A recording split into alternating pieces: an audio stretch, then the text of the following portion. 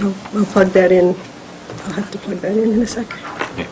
Good evening, folks, and welcome to the Consultant Selection Subcommittee of the Master Plan Update Steering Committee. Tonight, we're going to be interviewing 3 prospective consultants, and starting off tonight will be RKJ Associates, and they're in association with Dodson and Flinker, Community Circle, and Community Opportunities Group, Incorporated. That'll be 6 o'clock. At 7 o'clock, VHB in association with Landwise LLC and Glenn H. Garber, ACP. And then at 8 o'clock, the Cecil Group with Green International and FXM Associates. And then we'll adjourn from there. The process we'll be employing this evening is prospective applicants will have roughly 10 minutes to present what they think is important and how they think they can help our town, be the consultant, and take us through the master plan planning process, and actually produce the master plan that we would use and looking to codify come on or about May of 2017.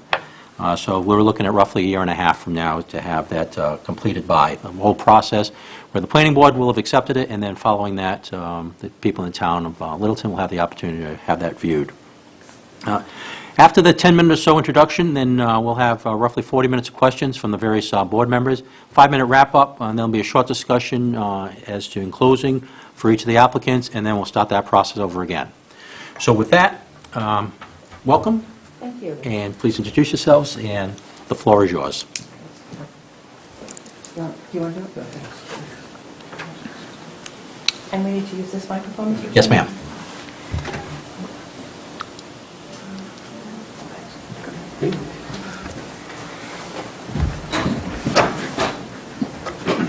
So I'll kick this off. I'm Judy Barrett from RKG Associates. I'm the Director of Municipal Services and the Director of our Massachusetts office.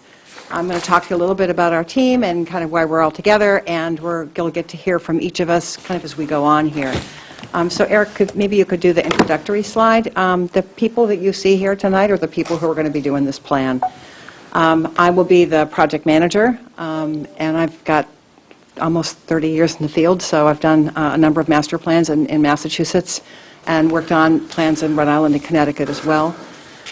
Peter Flinker from Dodson and Flinker is on the team and will be working with us on natural and cultural resources, open space, and sustainability, and has a key role in public engagement. Daphne Politis will be handling public engagement as well and working with us on the public facilities element.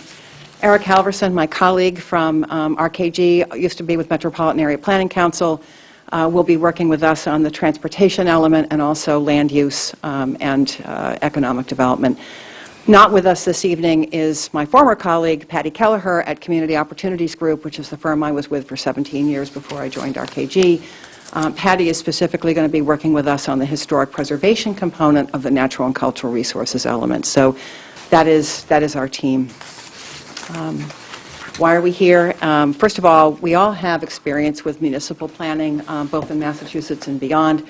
We all also happen to love municipal planning. Local government is really my background. I do, once in a while, a little bit of work with nonprofits, but really my work is mainly local government. It's an aspect of the field I've been in for 30 years. So we bring quite a bit of experience to municipal planning. I wouldn't even want to try to add up how many years are represented here. I'm the one with the most gray hair, so take my 30 and add whatever, but we have certainly done quite a bit. We all have experience and I think considerable expertise in engaging the public in a variety of types of planning projects, both full townwide master plans as well as neighborhood plans. I do a lot of work in housing and so have kind of worked with the public on, frankly, some projects, planning projects, and sometimes can be quite controversial. I think we're well known for being kind of creative and innovative in the way we engage people and also just our approach to planning, which I think you'll hear more about as we go on with this presentation. But I also think one of the things we bring to this project and to all of our planning work is that we are just very practical and realistic about implementation. So we don't discourage really cool ideas, but we also, I think throughout the process, really try to assess and think about and maintain in our thinking what is the capacity of this community to implement the plan so that you end up with something that you actually can carry out and feel good about as time goes on. So I think we're really kind of practical in that respect. In terms of our experience, these are just a few plans that we have variously worked on. The Lincoln Comprehensive Plan, which won an award for Outstanding Comprehensive Plan in 2010. I was the project manager on that. Patty Kelleher also worked with me on that project. Groton Master Plan, Peter and I both worked on different aspects of that. The Tewksbury Master Plan, I led in 2003. I'm actually helping them through an update now. The Acton Master Plan, Daphne led. The Northfield Master Plan, Daphne worked on, and we're both working there now on the zoning implementation. And the Dedham Master Plan was just another example of a project that's fairly recent in my repertoire. That also was an award-winning plan. And they all have very different issues in them. Sometimes people ask me, well, what kind of town are we like? You know, where have you worked that's just like us? And I always try to humble people by saying, really, I've worked in 127 towns in this state, and I have yet to find 2 towns that I would say are absolutely alike. So really, to me, it's sort of finding kind of what's different and unique and just kind of celebrating that and encouraging you to kind of do the same in your communities. Eric, go ahead. Your turn. Go right ahead. We want you to hear from all of us tonight, so. Yeah, we have to take this, yeah. Sure, you want to take this? Yes, that'd be great, thank you. So I'm just going to go over a little bit about our project understanding, gleaning what we can from the RFP and also from the bidders conference. I know Peter and I had attended, listened to all the members of the committee speak about what they care about and what they'd like to see come out of this master plan. So just a little bit about our understanding. This isn't everything, but just some of the highlights. Identifying a vision and a pathway forward is really a key element of any master plan. We're going to work with you all and the residents in the town to do that. I know I heard loud and clear ensuring that there's an inclusive public engagement process that really is multifaceted and engages everyone from youth all the way up to the oldest members of the community, and everybody in between is very important. Preserving community character, I think, was another thing. Peter's going to talk a bit about this later. That's very important. It seemed like you recognize that Littleton is on the edge of the Boston region. It's on 495. Things are changing, but there's also a lot of I think want in the town to preserve what's here today, but recognizing that certain things may change over time, and assessing that over the life of the master plan will be really important. Judy mentioned a forward-thinking and innovative plan sounds very important. I know you all were asking us to sort of look back at the previous master plan and see if those assumptions are still true, and should they be carried forward, or should we be thinking about new things and what might come over the next 10 years.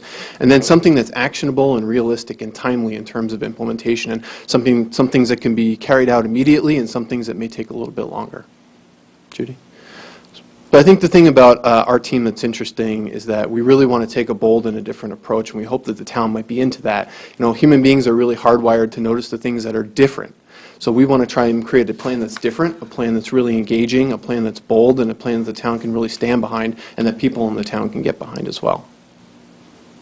So as we go through this process, we're really challenging you all and challenging the residents to be bold and be different and think about those creative solutions, think about those innovative solutions, things that might be pushing the envelope a little bit. That could be in land use or transportation or historic preservation, open space, and all the different elements. We'd really like that to kind of cross-cut through the whole master plan as we go throughout the process. So moving forward, just a little bit about our approach generally. We always want to start with an inventory of existing resources and looking back at any past plans that have been done, especially the master plan, things that have been done since that master plan up until today, trying to inventory all the different resources across all the different master plan elements. We also want to make sure that when we're engaging the community, we're talking to them about what is their vision, because that's who we really want to engage. These are the people who live here and the people who work here, and hopefully 10 years down the road, they'll still be the same people who are going to implement and live with the master plan that they create. So that vision and setting those goals is very important. Identifying a set of priorities is also important. I always say that if everything's a priority, then nothing is a priority. So coming up with those goals and that vision is important, but underneath that, we need to have sound recommendations and priorities that can be carried forward. And priorities that are fiscally responsible for the town, things that can actually be done with the resources that the town has now and the resources that the town may have in the future. And finally, we'll obviously create final deliverables. It could be a plan, it could be a written plan, it could be graphics. And then cross-cutting throughout all the different steps from beginning to end, our team always tries to think about implementation. So as we're looking at the existing resources, what could be implemented? As we're thinking about goals and the vision, what can be implemented? When we're setting priorities, what makes sense to be implemented? So we don't want to think about implementation all the way at the end. We try to think about it all the way through the process. So I created this quick graphic, and then I'll let the rest of the team take over, but just to sort of highlight 5 specific key master plan elements that we wanted to talk about our approach. We realize that there are a lot of different elements in the master plan, but we just wanted to pull out a couple of them. I know we only have a few minutes to talk with you. So Daphne's going to talk a little bit about public engagement. We really see this across the entire community, which is sort of why the community is encircled in green. public engagement needs to touch everybody in all the corners of Littleton so that we can make sure we hear from as many people as possible. We know that economic development is very important and the fiscal health of the community. And we also know that conservation and sustainability, so those two competing goals along with housing, where do these things go? What types do people want to see? We know that the town was engaged in the 495 compact a couple years back, and so you've already began down that path of identifying economic development areas and also preservation areas. So we want to go back and take a look at that. That was a couple years ago. Do those assumptions still make sense? Do people agree with those? Do they want to see other things happen? So the team's going to talk a little bit about our approach in these sort of 5 specific areas. I think we'll start with Daphne. Thanks, Eric. So both Judy and Eric have talked about how important implementation is, and how is it that, in addition to the capacity, that a plan is implementable. It's that it reflects what people want and people support it. So how does that happen? It happens when we get as many different points of view together at a table, and people share their thoughts, they share their views, and they start to see that maybe they agree, maybe they just don't agree about the actual level of priority. Or maybe they change each other's minds, or maybe they learn to compromise. And together we come up with a vision. It's about what most people can agree about moving forward. And then when it comes time to take those implementation steps, people support them because they've helped to create them, they understand them, and they understand when one of their ideas isn't there, why it isn't there. So that's why it's so important that we provide all different kinds of opportunities, and we do outreach to the entire town. So we've outlined a series of sort of scales and levels. We have town-wide forums where we talk about the elements on a town-wide basis, and we bring people together to create a vision and to set goals. And we have interactive exercises, visualization, and come up with a vision and set of goals to move forward, and also start to identify key issues, challenges, and priorities. Then we have district-level charrettes. What does that mean? Taking some of those goals, you can develop different ways of implementing them, different scenarios. So how does that look on the ground? How does that look in particular locations? So we propose to test in priority areas, specifically 2 that we select together that come out, that emerge as important in the process, to test those ideas out and to have people further explain what it is that they mean, or maybe say, oh, that's not really what I meant. And then we also talk about neighborhood focus groups. So that's digging even deeper on a geographic level and asking people, having neighborhood meetings and asking them what are their neighborhood issues, because not every neighborhood is the same. And so while there'll be town-wide goals, let's say in natural features, there'll be, we want to preserve certain natural features. Well, maybe there are particular issues in a neighborhood that we need to address. And throughout this, what I just described are discrete opportunities for participation. In other words, those are meetings. But throughout this process, we'll also have an online, continuous conversation with social media. There'll be a web presence that will be integrated into the process so that what we're discussing at the meetings, we're also discussing online. And so we see that, say, for example, when we do the geographic conversations, online we have a mapping exercise where people can say, these are, in these particular locations, assets, challenges, and they can identify what they are. And just quickly, these are some of the characteristics of the process. We have to meet people where they are, whether that be that we join them at a meeting that they're already having, or a town-wide event, or we just meet them at home, online. We engage at different times and locations, so we maximize meeting attendance. So we don't always have at the same time and the same place and the same, I was going to say same place and same location, but that's the same thing, isn't it? Same time, same day, same location. And outreach techniques have to be varied. So we, in addition to online and meetings, we also maybe have comment boards so that people walking by, they have just a small opportunity to comment. And also outreaching to youth. It can be an educational opportunity, but it also calls a lot of attention, not just to the proud parents, but a lot of adults pay more attention when the future is talking, and it can be interesting. and ensuring transparency and inclusivity in the process. So transparency by having this very web-oriented process where we have everything is posted, progress. You can always just go and see where we are. And inclusivity, doing targeted outreach to particular demographics, making sure that we understand who's not coming, and then we go to them. We do specific targeted outreach, whether that be the elderly, young people, a specific ethnic group, whoever it is, the business community. Judy. My turn. Is it okay if I just sit? Yes, If I ma'am. can- Yes, sure. Thank you. One of the reasons that RKG is leading this team, we all share responsibility for leading different teams, but RKG works nationally and in some cases internationally on economic development. We've done probably 2,000 economic development projects over the course of roughly the 30 years that this company, 35 years that this company has been in place. And so we do a lot with small towns. We do small projects, we do large projects. We've done everything from rural hamlets to major military base closure economic development studies. So it's a particular skill set that we have.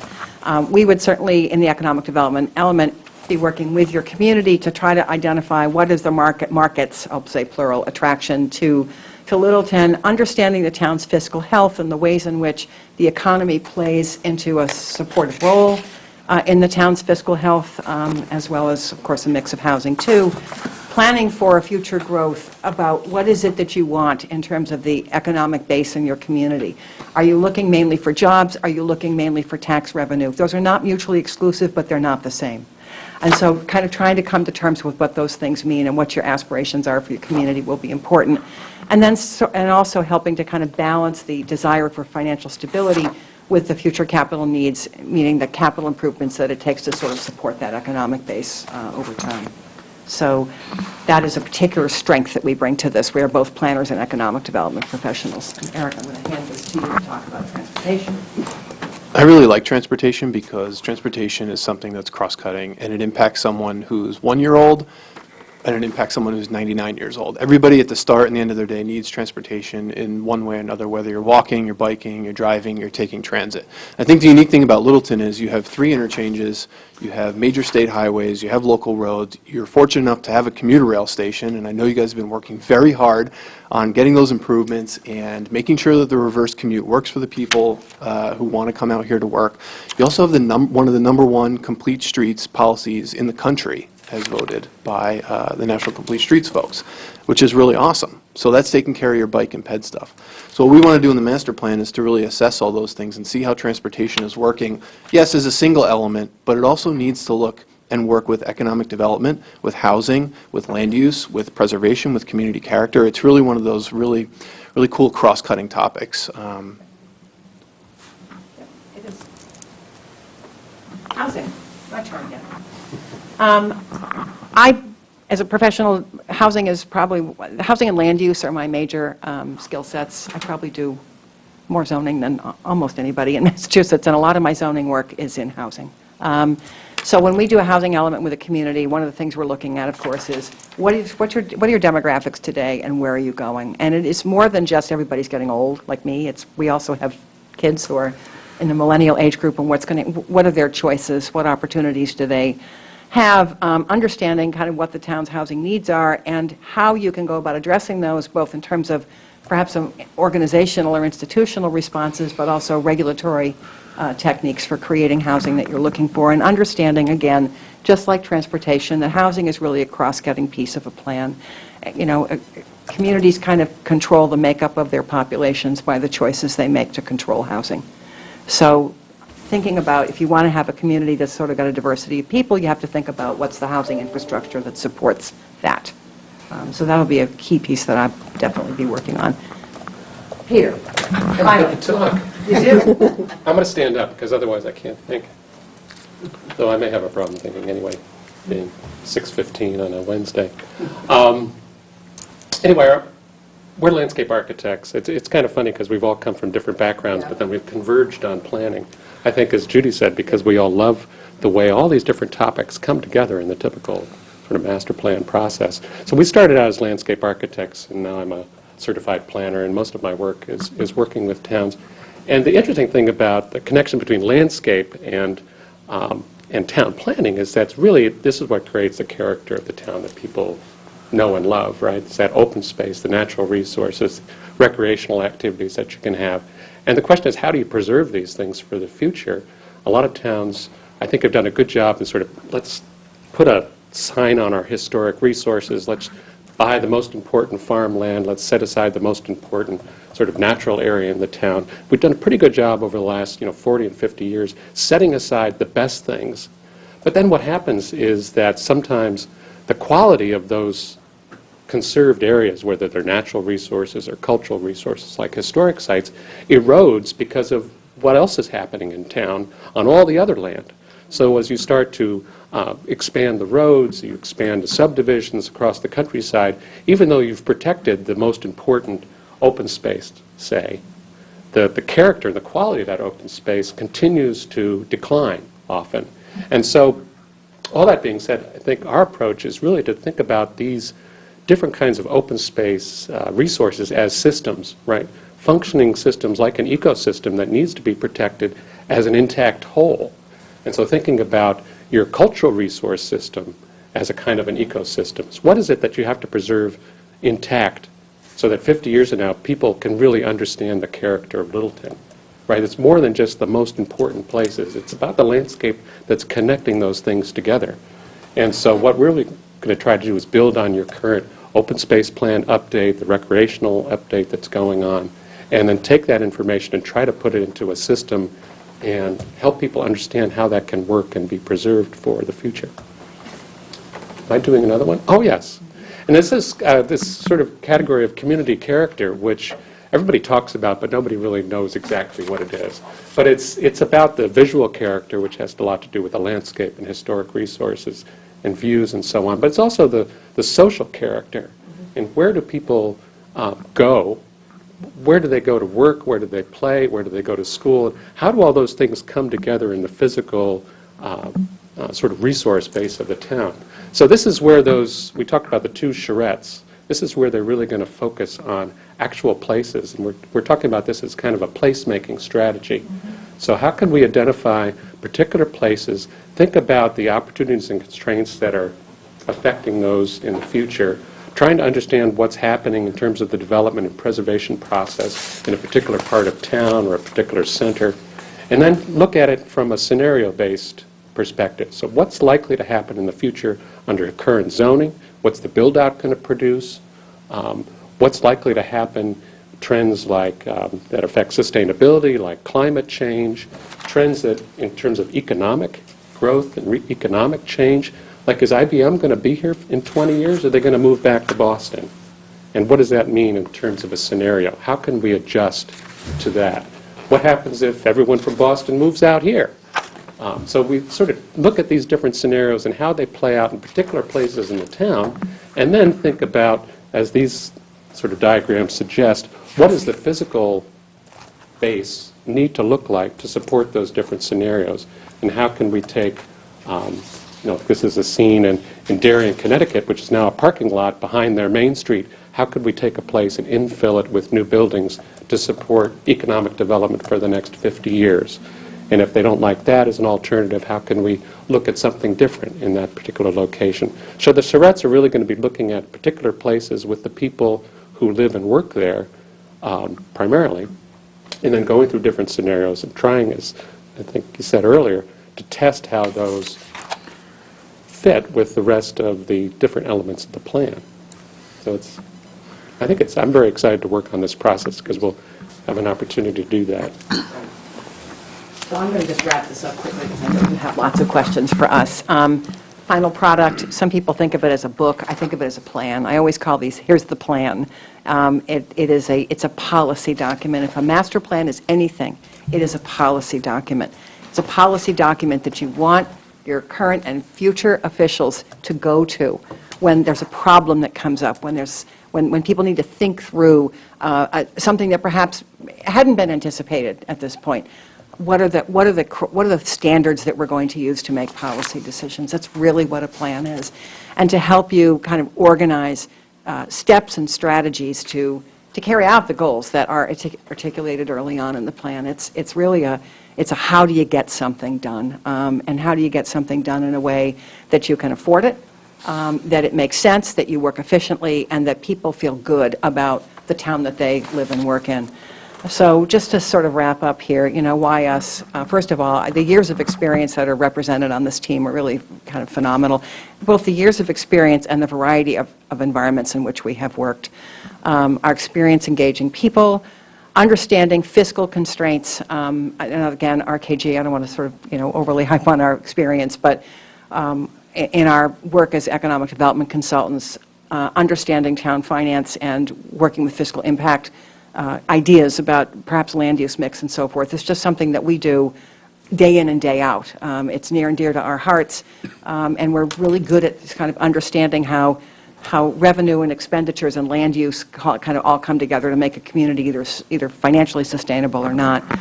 Our products are clear, they're clearly written, they're nice looking, and we all, I think, really kind of just love to work with the public, and we like to talk, if you haven't figured that out by now. So I think our verbal skills are pretty good, too. And we do, I know everybody says this, but it really is true, we do tailor our approach to each community. We don't come in and say, here's exactly what the public participation plan is going to look like. We say to you, these are pieces that we're prepared to offer, but ultimately when you hire us, the first thing we're going to do is sit down with you and develop a detailed public participation plan, because it needs to be informed by your knowledge of the town as much as our knowledge as professionals. So we really will work with you to tailor this to be something that you're all very, very proud of and the town meeting in the end will embrace. So I think that kind of wraps up what we have to say, and we'll be delighted to answer any questions that you have. Thanks, Judy. Thank you. Aaron, I think we've got the answer to the first question. Yep, I agree. Mike, grab it, please. Sure. This has to do with, this is the area, it has to do with, I'll call it broadly speaking, public engagement. But this is not to suggest that you didn't do enough here, but hope you catch what we're after here. An informed consensus by the town's residents will be required for the master plan to serve as a credible document capable of guiding the town's actions going forward. While various media, electronic, social, your list, are available to reach out and facilitate, to pull people in to participate, what particular methods, not charts, don't say internet, what methods and approaches are you going to use in those selected media to get the people in the room to give their opinions? Okay. Do you want to take this one? Sure. So we always try to make every event an experience, and the experience has to have two directions. We have to give people some information so that we share that information base. Some people come into a room not knowing much about the town. Some people are volunteers on 3 boards and know a lot about the town. So we always share some information, and we have it in tactile form so people can hold the handout. We give them a little bit of a presentation. And then we ask from them. We design exercises, and the exercises are meant to inspire, they're meant to create imagination, and they're meant to be enjoyable. A lot of times people come afterwards and they said, oh, that was really fun, when can we do that again? Because we try to make it very interactive. I know Peter has developed some games where there's actually the map of the town is the board, and then you have chips where you can use them to, identify desired uses and desired locations. There are budgeting games. There are all kinds of ways of being interactive. May I, Mr. Chairman? What I was really aiming at is not what happens when they're in the room, or I'm talking about how you get them to come in the first place. Oh, okay. I was trying to make that very clear. This is, Oh, sorry. to me, there's 2 parts, but this is the first part. Well, I'm going to jump in, and then I'll hand this to anybody who wants to add to this. The consultants can help you strategize about how to do outreach. We can give you materials to do outreach. But in the end, I have to tell you, I don't think the consultants are the effective means of doing outreach. It's the community itself. And what I usually advise my master plan committees is, when there's a public event coming, I want you to come up with a list of 3 people you love and 3 people you can't stand. And you get on the phone and you call them and you invite them. People will come to a meeting if they think they're really wanted there. newspaper ads, flyers, that stuff is all great, and it does help, and it does help to get the word out. But ultimately, I don't think there's anything more effective than a personal invitation.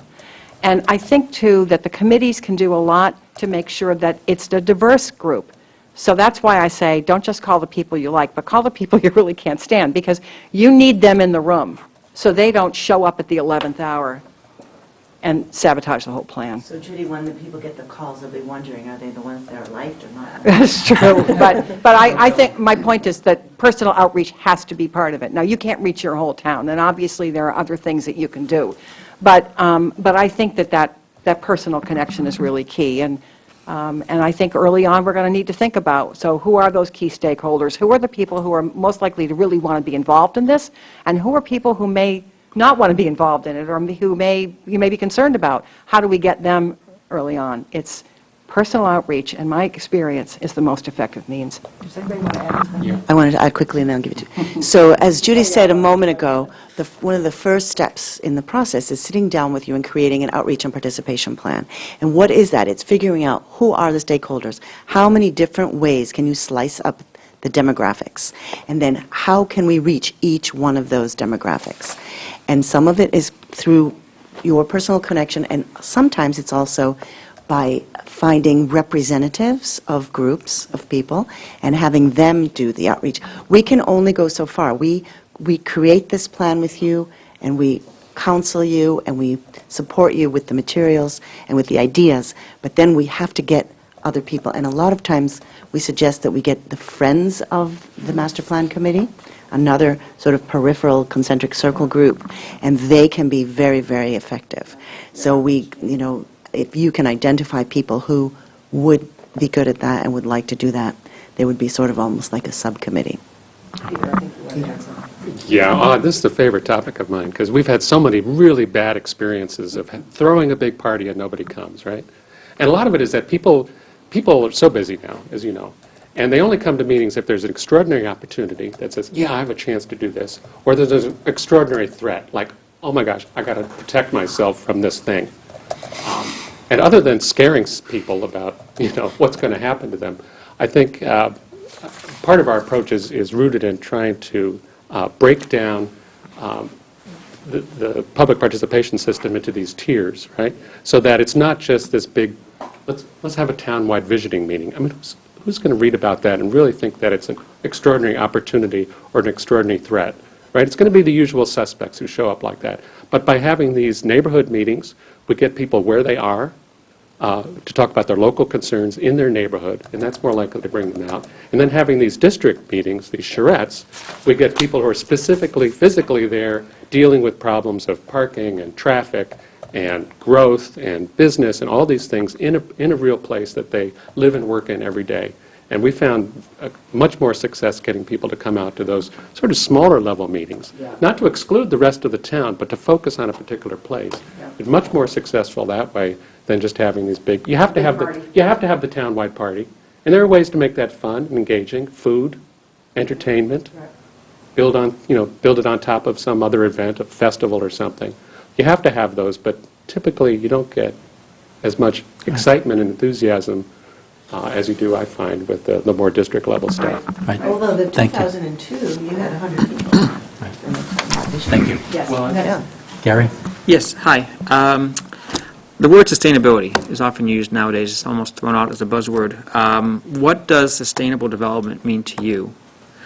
Provide specific examples of how you propose that sustainability will be integrated throughout Littleton's master plan. Why don't you take this first? I actually want to talk about that, but go ahead. Yeah, well, I think I'm a big believer in sort of the triad of sustainability. So it's not just about environmental sustainability, but it's also about the social sustainability of life in the town and economic sustainability. All those things, you really can't have one without the other. And doing something in one part of that triad always affects the other ones. So from an environmental perspective, again, we want to look at how do we protect the sort of key systems that are protecting your water supply, keeping the habitats open for the wild things. How do we understand those and keep them going for the future? In terms of the sort of buzzword sustainability, it's in your public facilities, it's how do we reduce energy use, which is also going to save you money. How do we take advantage of all the changing technologies so the town can work more effectively and reduce, energy costs and so on. And then, of course, from an economic development perspective is how do we keep the town growing, but also do so in a way that doesn't add to the sort of collective burden on the environment. So do we want to have all our eggs in one basket on, automobile-related development on 495, or do we also want to have other kinds of development that we don't have to drive to? And how do we make that work economically? That's why I'm really excited to work with RKG, because I have no idea. Because what seems to be driving the economics is these larger and larger regional centers, right? Either for jobs, like your IBM center, or the Point in terms of the economic center where people go to shop. But what's really going to be sustainable over the long term is probably not that kind of development. We need to figure out how to keep those smaller, more walkable places going, to enhance those, not to replace the bigger regional centers, but as a part of a larger system. And that's what's going to make the town more resilient in the future as things change. So if the environment changes, we want to be able to adapt to that, and that means having a diverse sort of physical base. If the economy changes, we want to adapt to that too, so that if IBM leaves in 20 or 30 years, we have some other things to take its place. So it's really thinking systematically, I think, is the essence of sustainability. How do we keep these systems functioning economically, socially, politically even, and of course environmentally? Right. All I wanted to add to that is that this issue came up in Groton. There was a little bit of tension at the beginning of that project between the Planning Board and the Sustainability Commission as to who was actually going to be driving the bus on the master plan. And it all worked out fine. It was great. But one of the things we did in that plan to try to, instead of just having sustainability be like an element of the plan, a standalone thing, we actually had a piece of every single element that talked about how does this element relate to sustainability and what kind of sustainability policies do we need to be thinking about in order to have fair and equitable housing, in order to have a job base that can thrive, in order to have open space that's fairly distributed. And so every element kind of begins with a discussion about sustainability, and that seemed to be a good way to address the situation there. Okay, So. great, thank you. If you're okay, because I think they sort of hit on a little bit the economic development. I'd like to move on and then come back to it. Absolutely. Okay. Yep. All right, Maureen? I'm up. Okay, what approach, such as framing, for example, and/or scientific methods, specific methods, do you find and use to be effective for your outreach in eliciting useful and meaningful responses and contributions from resident stakeholders, and other key members of the community? So, I mean, variety of participation techniques, is that what you're asking? yeah. Okay. We should talk about like the boards we have in Braintree right now. Yeah. That was cool. So it's both a science and an art, and we employ both. So we have to think about the different ways that people communicate. So some people will come to a meeting, some people go to other towns' meetings. They're just meeting goers. Yep. And then there are others who can be compelled to join a meeting. Then there are those who only want to be online. Then there are those who do the both, online and the meeting. And then there are some people who, no matter what you do, they won't go online and they won't go to a meeting. But they will come out and be opposed to something because they weren't involved. Mm-hmm. So you want to be sure you give all kinds of opportunities. And there are some people who are just way too busy. So, for example, in Braintree that we're working in right now, we have comment boards in the town hall and the library where we have the same questions that we're asking at the meetings. We have little Post-it notes, and then once a week we gather them, and they're the same questions that are online. Mm-hmm. And so it's sort of this integrated process, and then, the next week we change it. And so it's an opportunity for someone who, and of course there's the website there so they can now, it's also a way of letting them know what's happening. So it's always about both mm-hmm. directions. And we've done that in other towns as well, and it's worked quite well. And people that have come to meetings that have seen the comment board and said, oh, that's what they're talking about at the meeting. Yeah. Now I get it, because frankly, the word master plan doesn't really express a lot. Right. So it's really also about expressing what is a master plan. And one of the other things we do in the beginning is sort of brand the process by using a different tagline. Mm-hmm. so that people understand, all right, planning our future together, that's what a master plan is. It's because a lot of times, once they do understand, then they're devout. Okay. What financial analysis tools and what field economic models do you use to compare and contrast the risk versus reward and value of town projects and programs put forward to achieve the goals and fulfill these visions?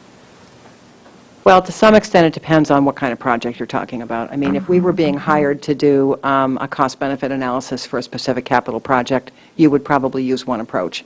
But if you're looking at a community-wide master plan and decisions that have sort of long-term consequences or may involve long-term implementation, I think that the techniques have to be different. Otherwise, I think you can create a perception for people that what you're saying is going to happen today but may not really be for 20 years out. There are a number of other variables that could change. So I think you really have to, for a master plan, I think what I would recommend, and it's what I've done in a couple of other communities, is almost like a land use prototype analysis. You have different types of land uses involve different types of revenue and different types of expenses, and you don't base your whole master plan on whether something is revenue positive or revenue negative, but you kind of need to know what the balance is. And when you develop here, what kinds of infrastructure and capital improvement costs are you going to need to incur in order to perhaps encourage development here in order to keep it away from here. So you build those costs, into your sort of total development cost, if you will. There's the cost of serving people, providing services, there's the cost of infrastructure, and you basically try to project out over a period of time what the revenue base is going to be, and is it positive or negative. And then there's the other issue of if you do this, which may look like a really fiscally positive thing to do, what are the opportunity costs? What do you give up when you say, this is perhaps the best direction to go in? There may be some other direction, but you can't do both. So sometimes we just sort of ask people, you have $1 million you can play with here, and you can do this, and here's X scenario, and it involves following, and here's Y, and here's Z, and each one has trade-offs. And it isn't so much that I would ask them to make the decision today whether they want X, Y, or Z, but rather how are they going to make that decision? Because I think you have to understand what the trade-offs are that the community is willing to make. But as for modeling, typically, you're using some type of marginal cost analysis, because anything else, I think, is probably risky of being pretty inaccurate. So, you look at what do you have for personnel today? Where are your stress points on your municipal service delivery? What are you assuming that you're going to be doing in terms of capital outlay or capital investment over the next several years? Do you have the revenue base now that you need in order to serve the community? Are you already running short on some services where really you probably need to already be? I'll use an example. A lot of the communities I work in tend to run really light on police and fire and public works because they're throwing all their revenue into the schools. And I understand that. I really do get it. It's just that you can end up with a local government that's very lopsided and that really isn't able to provide the services that perhaps a changing demographic really needs. So being able to kind of line up those costs that are sensitive to different types of population groups, I just think is terribly important. So, but typically you're looking at some kind of marginal cost study. Okay, thank you. Thank you. Yeah. I was going to ask you what participation you'd look from members and other town board officials, but you've sort of hit on that. But what I would like is some bit of an objective answer to approximate number of man-hours you think would be required from town officials, the board such as ourselves, town administrator, et cetera. How many you got? So, yeah, and obviously when you look at your proposal, or, you put your proposal together as to what you'd be spending on it, your expectations, you've already expressed that you have some expectations of us, and that's fair enough. And as I say, about roughly man-hours, what do you think that might be? Boy, that's a good question, and I don't know how to answer it. To some extent, it depends on the role the community wants to play. And I'm not trying to dodge your question, but I just think about the different plans I've worked on where sometimes the town wants to be really involved. Lincoln was a good example. Lincoln actually was going to write their plan. And so we were supposed to help them do work plans. Like, here's your work plan. Here's what your committee needs to do to write your element of the plan. And they were going to do it all. And it took them about 3 months to say, we just can't do this, right? So the whole project had to change. And I'm not knocking them. They were probably one of the greatest clients I've ever worked with. But they had a very unrealistic expectation, I think, of how much they were going to be able to do as volunteers. And then I've worked in other communities. Dedham comes to mind, where really, the committee said, we're going to come to a meeting, we're going to answer your questions, we're going to give you some guidance, but this is your show. And that was a very different man-hour investment on the part of the town, and I'm not knocking them, it was just a different approach. So that was a much more consultant-driven project. Peter, I mean, maybe you have Well, I think this is why I think the first step is... You've answered it sufficiently for my purposes. I think I think reiterates one of the first steps is really sit down with you and figure out, well, what is the capacity of the town? How much time can you put in? But one of the things we suggested in our proposal is to set up a sort of a separate committee or a series of meetings for each of the separate elements, so that people who are really focused on conservation or historic preservation or economic development can help the member of the team that's working on that and have a series of discrete meetings focused just on goals and objectives and action strategies for that element, which can be very effective. It also brings new people into the process and expands the participation. But there, I think we want to get a clear idea of how much time people have available to participate in that. And I think what we found is you want to have a discrete number of meetings. So you say, we're going to have 4 meetings over the next 4 months. Can you commit to that? Will you come to those meetings? And then you don't waste people's time. I think that's very important, not just to have meetings for no reason, but say, if you show up on Tuesday night, this is what we're going to do. We really need you to participate. And if you do that, we're going to let you off the hook. All right, thank you. Gary, you had a bit of a follow-up? You finished your questions, or? No, go ahead, ask. My follow-up question from your presentation talked about the use of placemaking charrettes and neighborhood focus groups as basically as primary, or I get it from your proposal, the sole facilitated events you're going to do for the town, and I just was wondering how applicable you felt that was specifically to Littleton because of the nature of the development in town. Honestly, I don't think of Littleton as a bunch of neighborhoods. I see that as a relatively homogeneous town. And so can you comment more about why you think that's a good approach for Littleton? Well, those weren't meant to be the sole. I think the umbrella are, 2 or 3 townwide meetings, which is sort of typical of master plan process. And those will be open to and inclusive of everybody. But I think, as I said earlier, what we discovered is that not a lot of people don't come to those townwide meetings. So you really have to go down to the different neighborhoods or places in towns. If neighborhoods can't be identified, then we're not going to do it. But what we want to do is find those populations that really do hang out in a particular place and set up a meeting. It might be, as I think Daphne said earlier, is to build on a meeting that they're already happening. So if one of the lake is there a lake association for some of those lakes? Is to go to their meeting and talk about that neighborhood's issues. So we don't know what it's going to be yet, but I think it can be a really valuable part of it. But the idea is not to have any one level really drive the show, but to have this process occurring simultaneously at least 3 different levels, which I think is a way to really broaden out the participation. And that's mostly at the early set stages of the process, right? As opposed to kind of like I read up. It seemed like those were all at the onset parts. Well, I think not so much the way it's throughout. No. Well, we're doing a master plan in Kingston right now, and what we started with is with the town-wide workshops. We played games, we put stickers on maps to basically help drive this discussion of where are the places that people really think need to be a focus of planning and design. And then last month, after about 6 months of those town-wide sessions, we had a 3-day charrette where we looked at, I think, 4 or 5 different locations in town. We had a bunch of designers. We drew a lot of plans on paper and did visualizations.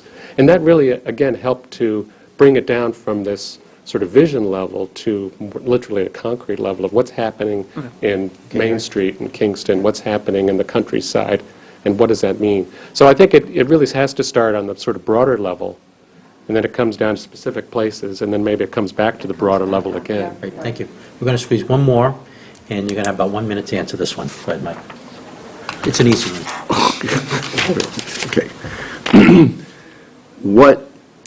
Be specific. What constitutes, quote, economic development in the context of a small suburban bedroom town dependent almost entirely on residential tax base? And the only hint I'll give you is practically no one at IBM, who works at IBM, lives in Littleton. I'm just going to give you a hint. What's economic development? I don't know what the economists talk. Economic development is about, ultimately, it's about the quality of life in the community. And for a small town, you look at what's the composition of the labor force, what kind of employment do they have, where are they going to work, is there a way to perhaps make the local employment base a little more responsive to the characteristics of the labor force that you have. It is about building wages. It's about having an economic base that is durable enough to withstand change, but not so large in scale that it really changes the character of the town. It is not just about tax revenue. Tax revenue is a piece of it. You have nonprofit organizations in your community now that hire people. Those are jobs. So to me, economic development is about how do people support themselves, what do they do for work, and how do you make that, that work experience as beneficial to the people in your community as you can. Sure. I would also add that economic development is about providing the goods and services that people want, that also create places of gathering and places where people can run into each other, so it's community building at the same time. Yep. And given that more people in Littleton work in computers and math than anywhere in the state, apparently, maybe it's also about providing support to home-based business so that people can kind of share space and work from home. I think from our perspective, as we look at these sort of district and neighborhood level analyses and plans and studies, we'll really be thinking about, well, what is the business component of that? And this is, as I said, I'm looking forward to working with RKG because this comes up all the time. It's like we can draw a beautiful picture of a village and everyone will love it. And we'll show all this wonderful, shops opening up and restaurants and so on. But who is actually going to come in and build those things? And how do you predict? Right. So it's sort of a combination of what's the physical design system to support that level of economic development, but then also how do we tailor plans so that it'll bring those things in. Thank you. Is there anything that these kind folks have offered us that we need further clarification? I'm good. I'm good. Okay. Is there anything you'd like to add in closing, please? Just that I think we would be delighted to work with you. We have worked in this region, although I have not necessarily worked in this town. I know Eric has, but I worked in the region, but I don't sort of bring up, I know everything about Littleton there already is to know. So I think there's an advantage to us. We kind of know the area, but we bring a fresh perspective. I have to tell you, this is probably a silly answer, but we're really a lot of fun to work with. We just try to make this project fun because we know that while we're working hard, so are the volunteers and so are the staff. And people can burn out in this process, and we don't want that to happen because we want to be partners all the way through. So we really try to make this project, this process, something that you feel good about and that you really want to stay with over the course of the engagement all the way through to town meeting. We're professionals, we're pretty creative people, but we're also practical at the same time. I think it would be a good fit, and we're not overly pretentious. We do really cool things with graphics and so forth, but we're also very down to earth and really can kind of adapt our skills to a variety of populations. If we remember nothing else about with everything you said to us this evening, what is it you want us to remember? We're the best team. Fair enough, I like it. And we also offer woman hours, not only man hours. Yes, ma'am. That's true. That The will part of be, woman is man, so we're okay. well, no, We're what I good. mean is it's good for connecting to the rest of the Yeah, no, community. no. Well said. And I think one of the things that came out of me from your pre-bid meeting is that I think you said a couple of times, you really want this to be the town's plan, not the committee's plan. And I think we've really approached or created our approach around that as a goal.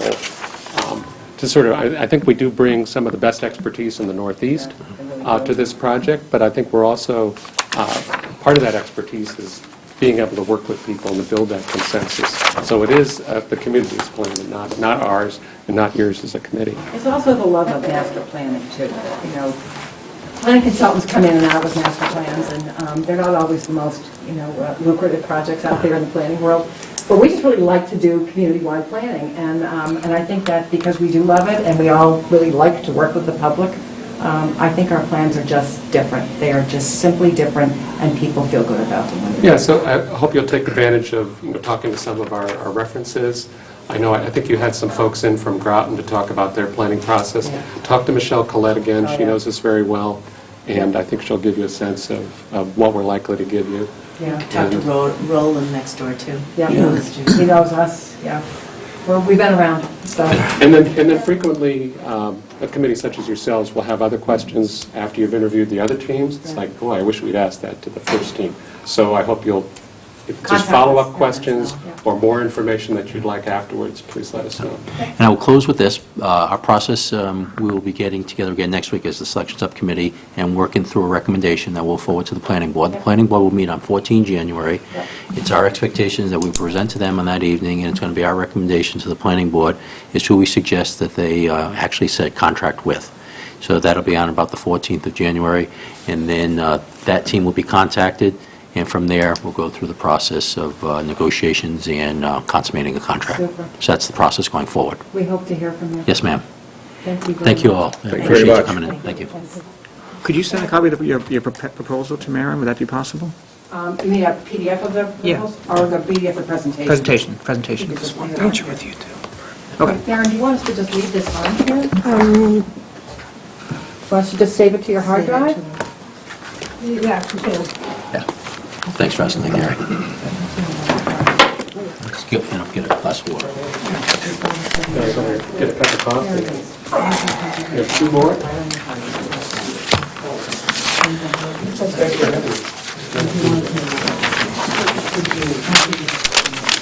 Good questions?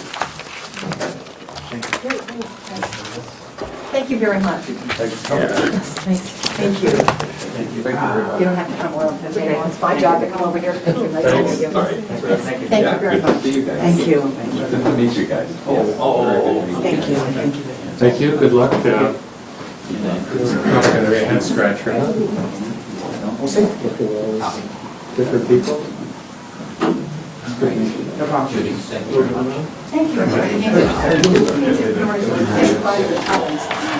Thank you.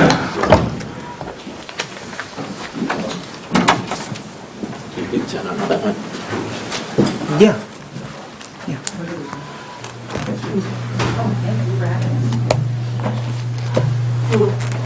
You content on how this went?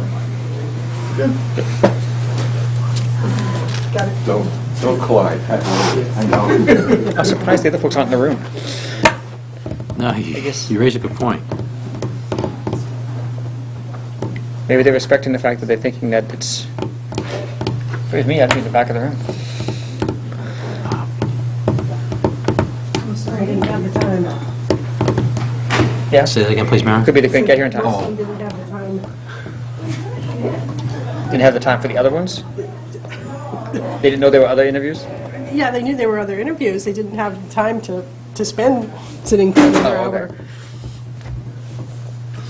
I liked it when the music started in the other room. Yeah. Yeah, it was, Whatever possessed them to do that.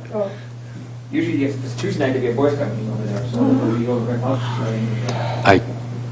Were you happy? Yeah, it was. Good. How are you? Well, I think they were holding themselves back. We're in my space here. How's everyone tonight? Good, thank you. How you all? Good. Very good, thanks. Excellent. So, How would you jump like to right. do it? Okay, What would perfect. be the preferred method? We will see if we can make it happen. Okay, fantastic. And where would you like us? You want us up here close? What's the... Please sit up on close. Yeah, great. We have a handheld mic. Okay. And we'd ask if you're using the handheld mic, is that you keep it somewhere about here, Okay. because you have run the risk of having it over here or someplace else and not being picked up. We would like you to be picked up on television. Two of our members are unable to make it because of scheduling conflicts this evening. They will view this on television, though, so they will see the questions asked and your answers presented, and that way they can provide substantive input to our deliberations as we go forward. What you can expect from us tonight is roughly about 10 minutes of your opportunity to present as to what you think is important to help us decide.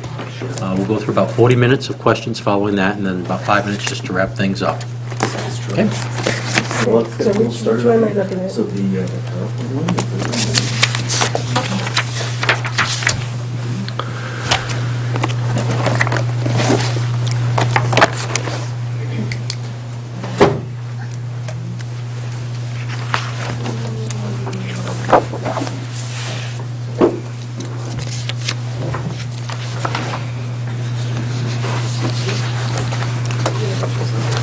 Hi, I'm John Tremontesi. Mike Selden. Nice to meet you, Paul. John Tremontesi. Nice to meet you.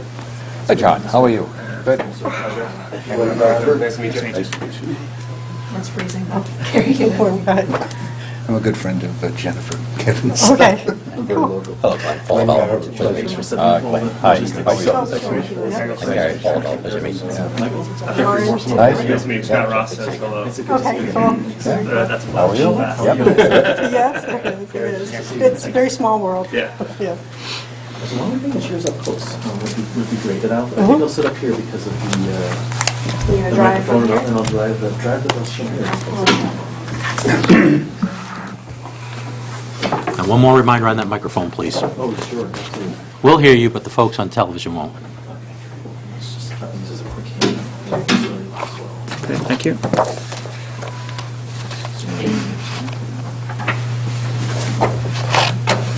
Thank you. I can leave some extras of these here. Thank you. And we'll certainly ask you for soft copies, too, of your presentation. Thank you.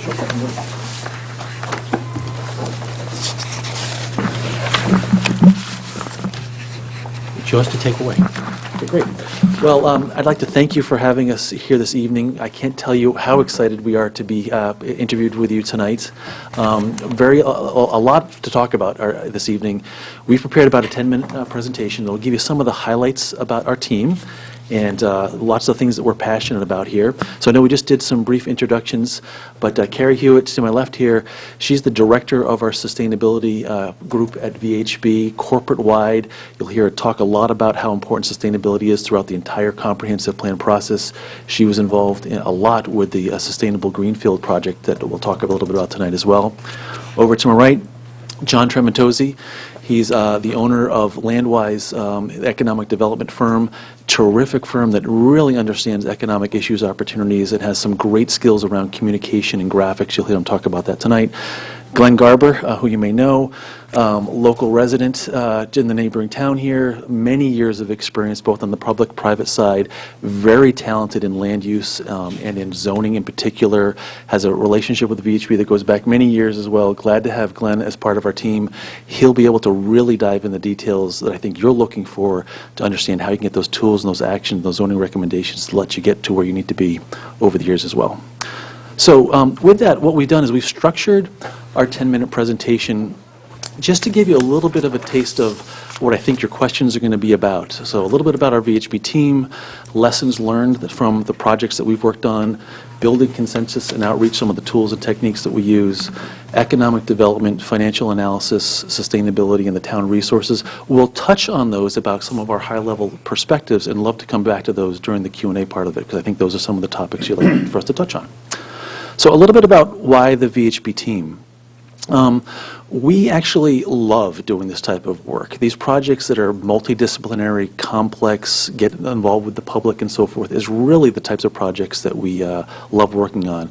We have a fair amount of award-winning comprehensive plan experience, which we'll talk about. We like to say we have the best of some local and national experience. Carrie and myself, we work up and down the East Coast on projects like these through different communities, so we'd like to bring that experience locally here. John's footprint is very national in the same perspective.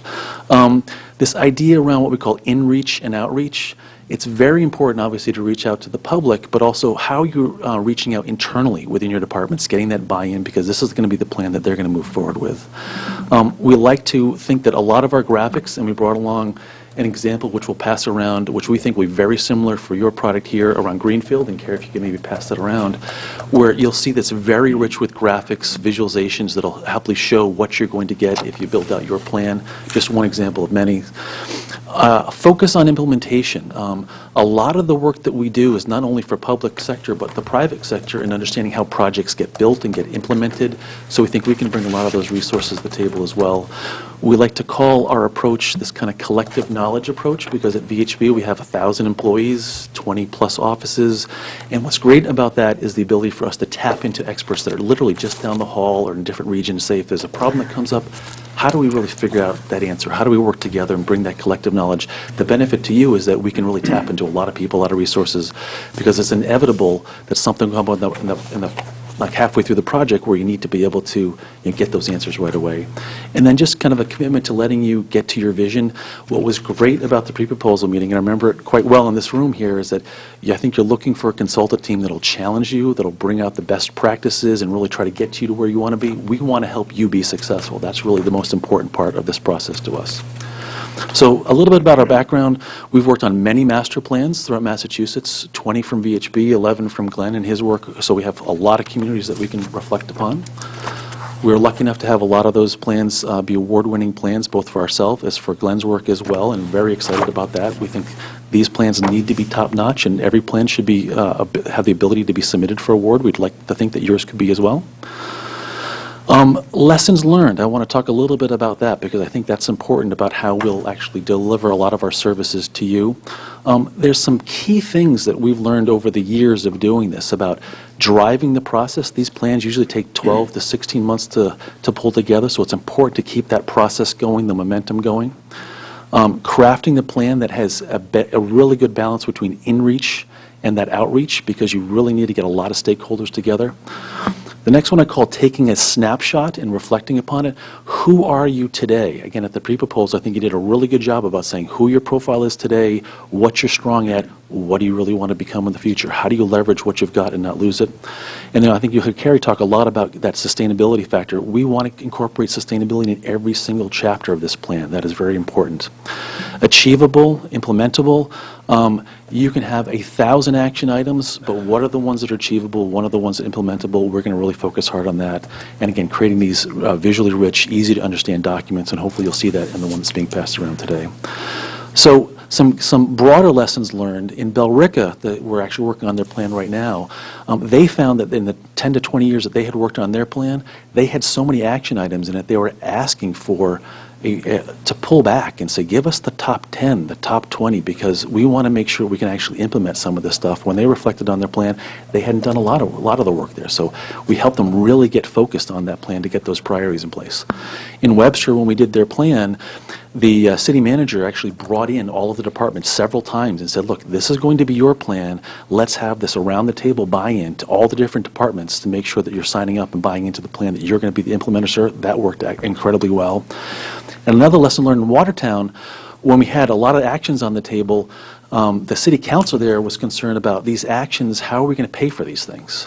So we actually structured one of our public meetings around all of the things that people were asking for. How do you get some of the economic development in the town to grow your tax base and make sure that you have a balanced approach towards your future? So balancing as you go is very important. And the last few slides here, which I'll go through quickly, these are actually pages out of that Greenfield report where showing you some of the visualization is important, in getting to the vision, having a very focused community process, and using fun tools like wishing walls and like word art in here to get to the vision statements. Understanding how maps like this, and we have an extensive series of folks that work in our GIS group to produce maps that talk about your land uses, who you are today, and understanding how to use those graphics. Thinking about, like in Greenfield, where are your special places that show up here in the red, and how are you leveraging your unique natural resources to make your community thrive? And from a housing perspective, again, you can see in Greenfield, there's a lot of different housing types here. Well, what does that mean in Littleton here? What are you missing? How can you be leveraging those things that you may or may not have, and maybe that you don't want to have in the town here? From a walkability perspective, everything in those red colors and purple colors, we did an audit of all the different sidewalks in the downtown. What's walkable? What's connected? What can be multimodal, for example? We also looked 10 years in the past into today's land use plans and understand where those changes were happening throughout the town, and where would you say are those hot changes that are happening in your community here, and what do we need to focus on to understand how that change is a benefit or maybe a negative in the town. And one of the last ones here is around economic development. I think through that process, you'll realize where you need to focus in the master plan and where you might be able to leverage some of those growth opportunities as well. So it comes back to you, really. Like, this plan has to be about what you want to achieve in your town. I heard loud and clear about that rural culture that's very important to you, the characteristics of the town. That's very important to Littleton. Knowing that you're divided by 495 and have two major routes that come through your town here as well, that you have a small historic center and one that's kind of not so historic anymore but removed, in the Point project as well. And knowing that, just so you look at a snapshot of all of your imagery around your town here, that says a lot about what type of community you are. So what do you want to do with that is the question. How can we help you get there through a lot of that analysis?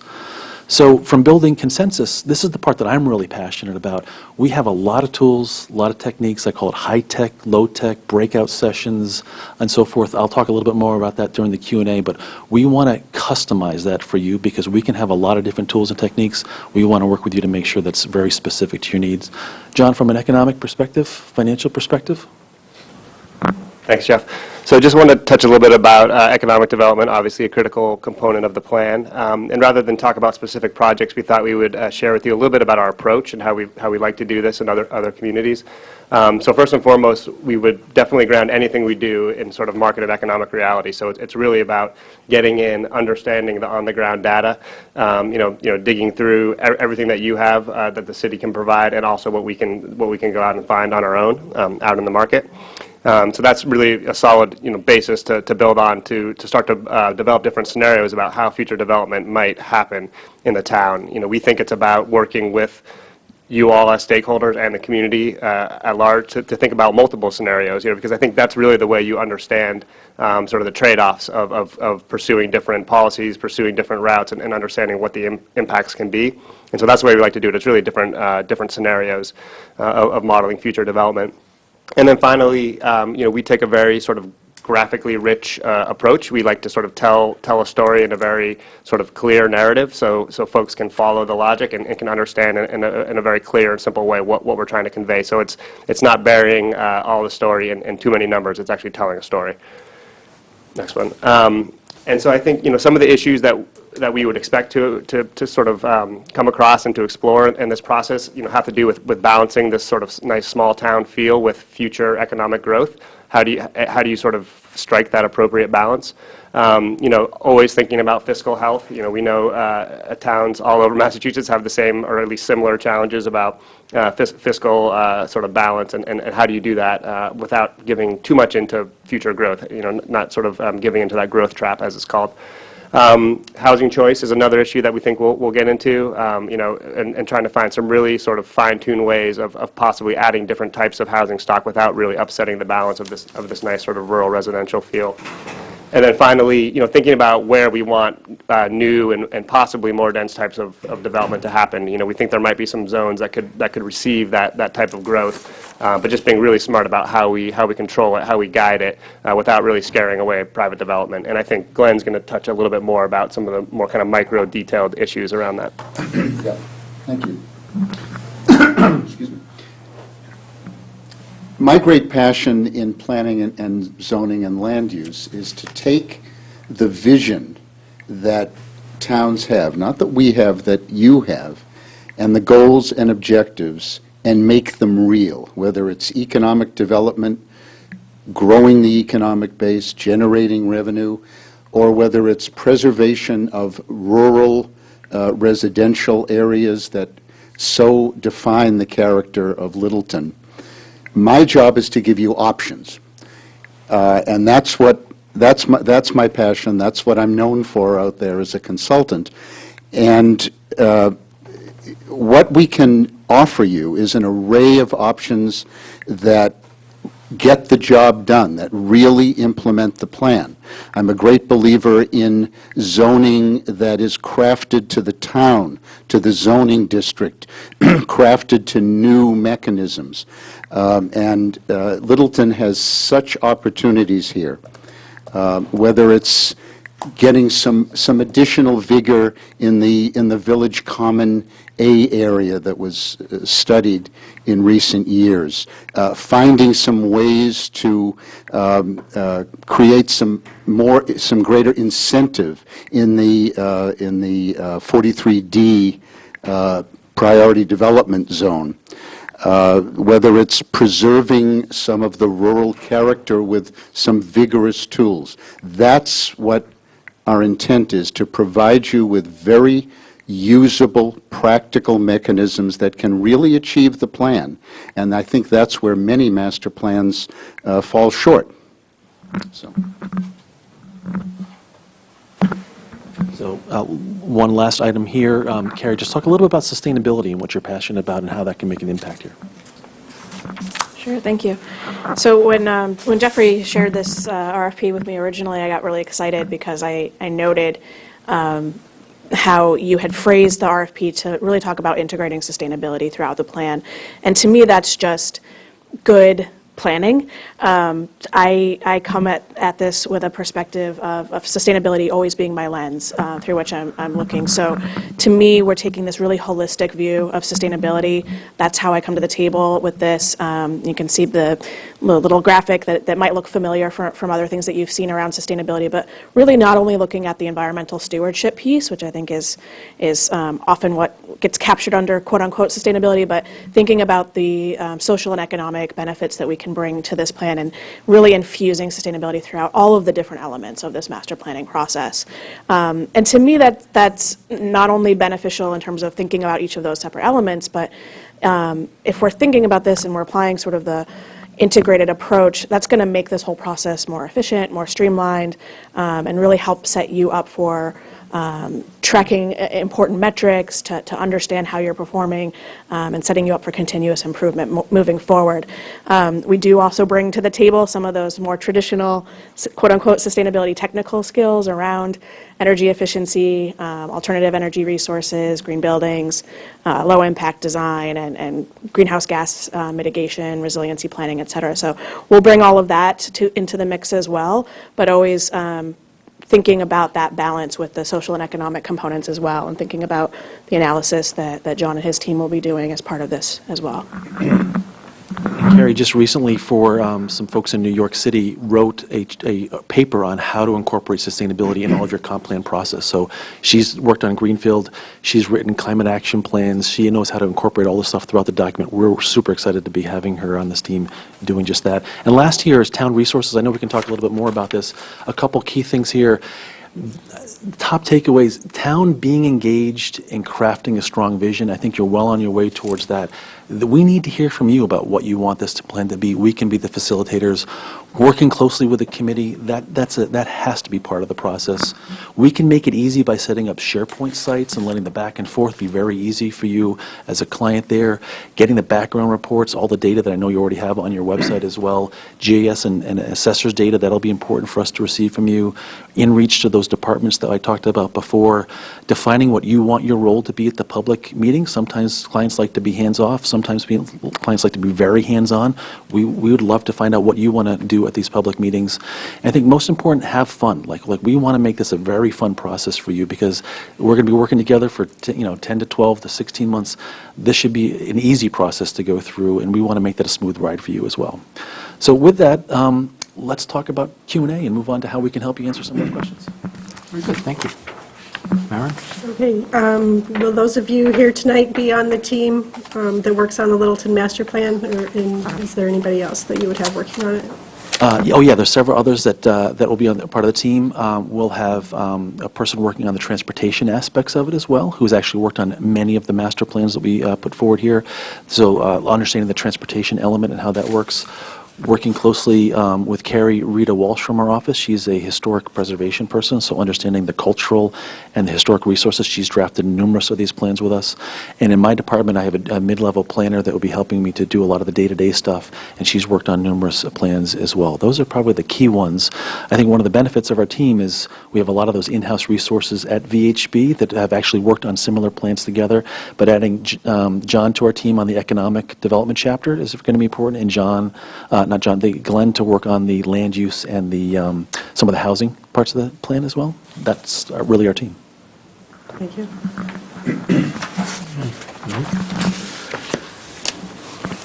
This covers outreach. An informed consensus by the town's residents will be required for the master plan to serve as a credible document capable of guiding the town's actions going forward.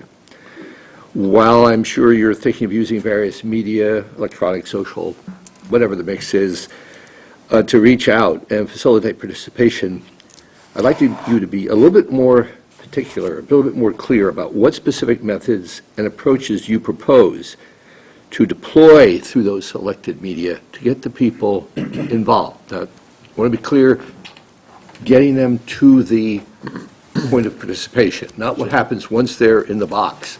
Talking about What is specifically do you do to get them to participate? To participate. Just to get to the front door? Just to get to the door, okay, Yep. sure. A lot of things, actually. And the first thing that we would do is we would draft what's called the public involvement plan, and we'd work with the committee early on to figure out what should go in that plan and what are those tools and techniques, both getting people to the front door as well as when they're there, what are the activities that we're doing. And in part of that, we'd go through and ask you, what has worked locally in your town? Where should the venue be? How have you been reaching out to those folks in the past? Have you been doing flyers? Have you been doing newsletters? Is it on your local cable access TV? Do you put out the sandwich signs out in downtown? Are you doing things like that or not? And then I would say recently, the best success that I've been getting in the last round of public meetings, I've actually gone on the cable TV access stations myself with like a city manager. We've talked about the planning process, what's involved, because so many people tend to watch those shows. I've worked with committees where they have networks that go out to like the business development community, that go out to nonprofits, that go out to leagues and councils, and using them as a vehicle to do further outreach. School departments sending home newsletters with students in backpacks, assuming that's allowed in your community, to be able to get the turnout, and as well as working with other events that may be already programmed, and can you piggyback on those, or you go to those events, have flyers that get handed out so that you're actually going to where the people are. And then sometimes you find that not one event can actually capture everyone, so you might want to break the process down and say, rather than not expecting everyone to come to us, we're actually going to go out to the senior center, we're going to go out to the library, we're going to go out to the Council on Aging, we're going to go out to an event that like a farmer's market and actually go there. And we actually did that in this Newport this summer, where we went out and had a lot of great feedback about some of the concept plan work that we're doing there. So first part would be really just working with you about what you think works and what doesn't work, because a lot will come out of that conversation. And let me just show you really quickly here some of the tools we use, because I know I went over this briefly. A lot of breakout sessions that we'd be able to do, some of the high-tech voting on phones or on the devices that VHB has in PowerPoint softwares, getting people to do dot voting exercises, building with Legos and those tools, and also looking at some of the Post-it note exercises that we've got here. In Greenfield, a very comparable project, as I mentioned, we actually closed down a street. We put people out in tents. We had all the different departments have a tent in the street. We brought our Complete Streets booth that we created at VHB to show people what that initiatives look like. We had healthy foods out there, and we had things for kids to do out in the street, using chalk art and those things to draw their vision as well. And then in Watertown, we actually did a display at the library, because we thought so many people come to the library, let's have an information booth and a drop box there for people to put their ideas at the library. That worked out very well. And something that I'm a really big fan of is using Post-it notes, because everybody gets a voice, everybody can write down their idea. This is work from Watertown, where we broke the town into 5 different corridors. You could have issues and opportunities for each corridor. From that work, we were able to come back and communicate this idea about complete streets in a very visual way, turning their ideas literally into vision. So we talk about all of those types of things as tools and techniques with you. Thank you. The word sustainability is often used nowadays, it's almost a buzzword, but you probably touched on it, but maybe you can get a chance to talk on it again. What does sustainable development mean to you in practical terms, and provide specific examples of how you propose that sustainability will be integrated throughout our master plan? Sure. So yeah, I think I touched on this briefly, but I'm very aware of the sustainable babble, as they might say, that's out there, and really I spend literally all of my time, day in and day out, whether it's with clients or actually trying to work internally at VHB as well, to help people to view sustainability as a lens through which we do all of this other work. So whether it's the housing components of the plan, or the transportation components, economic development pieces, education, all of these things are part of sustainability, in my opinion. And so we'll be looking for, through goal-setting exercise, through visioning exercises, to make sure that those goals and objectives and actions are thought about in terms of what is the long view for this community, and how are we ensuring that it's going to thrive and be a place where people feel that they have a sense of community, a sense of livability, health, economic success, et cetera. So again, not just minimizing your impacts on the environment per se, but really feeling like a place that's preserved its sense of character and that's sort of a healthy and vibrant place to live for them. And I think we're going to have to look at every single piece of those elements of the plan in order to do that. Thank you. If I can just add real quick here. So Carrie's also in her role. She's a corporate sustainability person. So this is something that VHB lives and breathes every day, from understanding our communities, our clients, our operations internally, and making our own company kind of more sustainable as we go through that process. And in particular, to the project in front of you, the Greenfield project, Carrie has gone through a lot of process understanding. Let me just skip ahead to it. Where one more here. These are actually snapshots from that report where we talk about all of the implementation chapter items. We get into understanding how we're assessing them in terms of ranking their sustainability attributes to it. Maybe, Carrie, if you talk about this slide in particular, this shows you how you'll rank this, and this applies to every single goal, every single strategy within the document. So I think what happens often with planning, and I'm a planner by background, I think people reach a point where they've developed these high-level visions and goals for a plan. They probably even come up with this great laundry list of particular initiatives or programs that they want to put in place or policies. Right? That makes no sense just looking at it. And it can be very overwhelming and cumbersome, and it turns into what I call planning paralysis. And so what we've tried to do is not that we're getting away from creating a workable plan and a full-fledged document that you're going to have in front of you, but really making sure that we're creating a process and approach and even a set of tools for ongoing planning, because planning isn't just a one-shot deal. So really trying to identify with you early on, what are your high-level goals? What are some criteria by which you would measure success around a particular action area? So we customize this every time we come to the table to make sure that it's really meeting your needs. In this particular example, these were sort of the high-level criteria. I think this was actually adapted in part from the APA's guide around sustainable comprehensive planning as well, but thinking about health and well-being, energy reduction, equity, resilience, et cetera, and establishing actual scores around these things. So how well are these particular goals and strategies meeting those criteria? And it helps you kind of take that huge laundry list and really raise up to the top some more short-term or middle-term priorities. And while you're going through that evaluation process, you're kind of also assessing, okay, how will this be implemented? Is it financially feasible? How many of our goals is it going to reach? Are there sort of co-benefits and cross-benefits to this particular program? And so, those things are going to rise to the top. And while you're going through that process, you're going to get an understanding of how is this actually going to get implemented. And so this whole process also lends itself well to developing that implementation plan, which I think Jeffrey will probably talk about a little bit at some point as well. Thank you. Thanks. All right. Mike. Oh, yes, of course. Okay. What constitutes economic development in the context of, it's really the Littleton, a small suburban bedroom town, literally, dependent almost completely on residential tax base. And let me give you just one hint. We have IBM sitting out there. The employment rate in Littleton is below the state, is below the rate of unemployment of the country. It's a reasonably wealthy town, not a single person working. Very few people at IBM live in Littleton. So that'll give you a quick snapshot. What do you mean by economic development?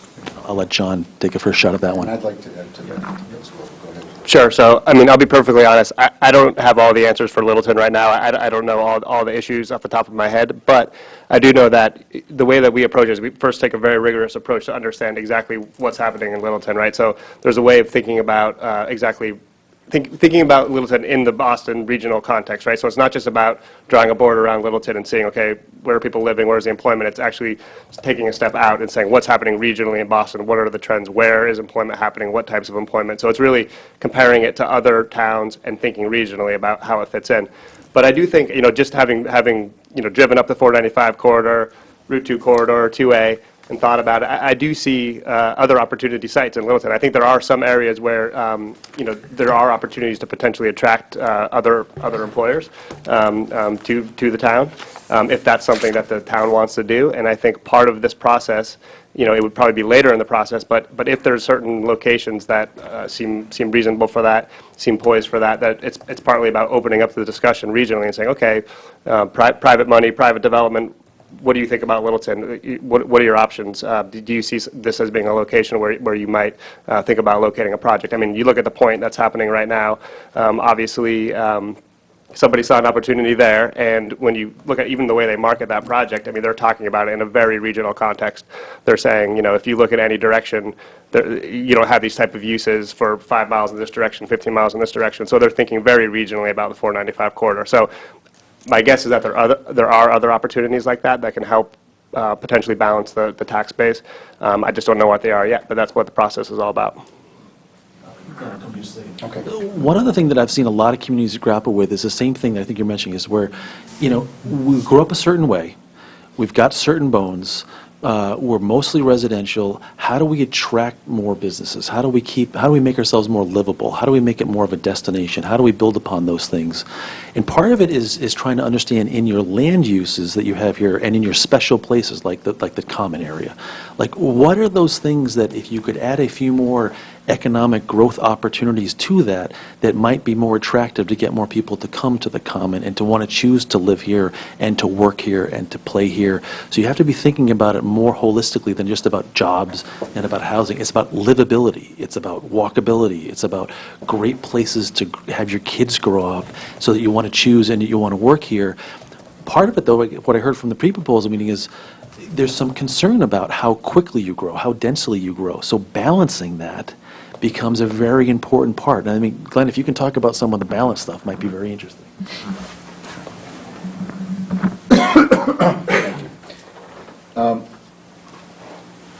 The idea of balanced growth, I think, is crucial to Littleton. It's crucial everywhere.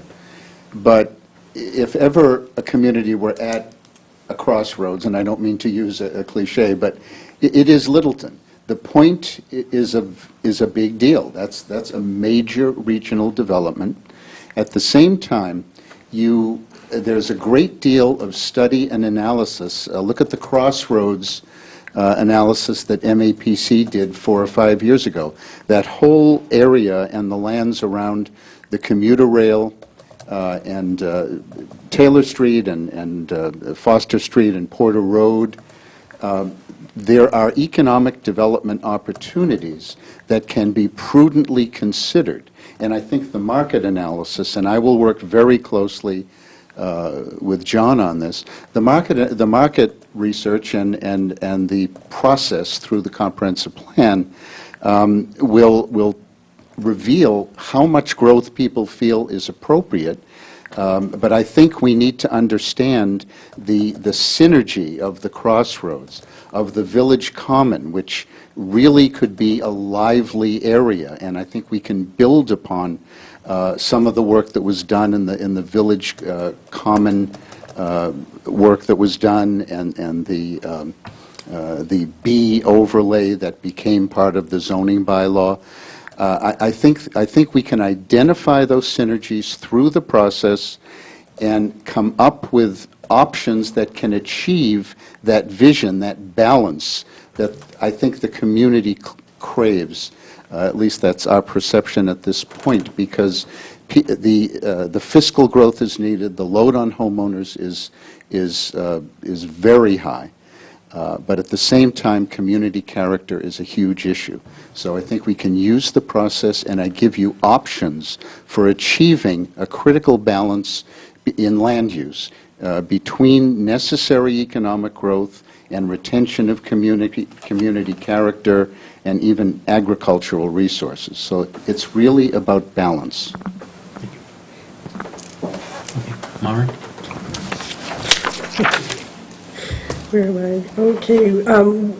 This one gets to ways to elicit responses from community members.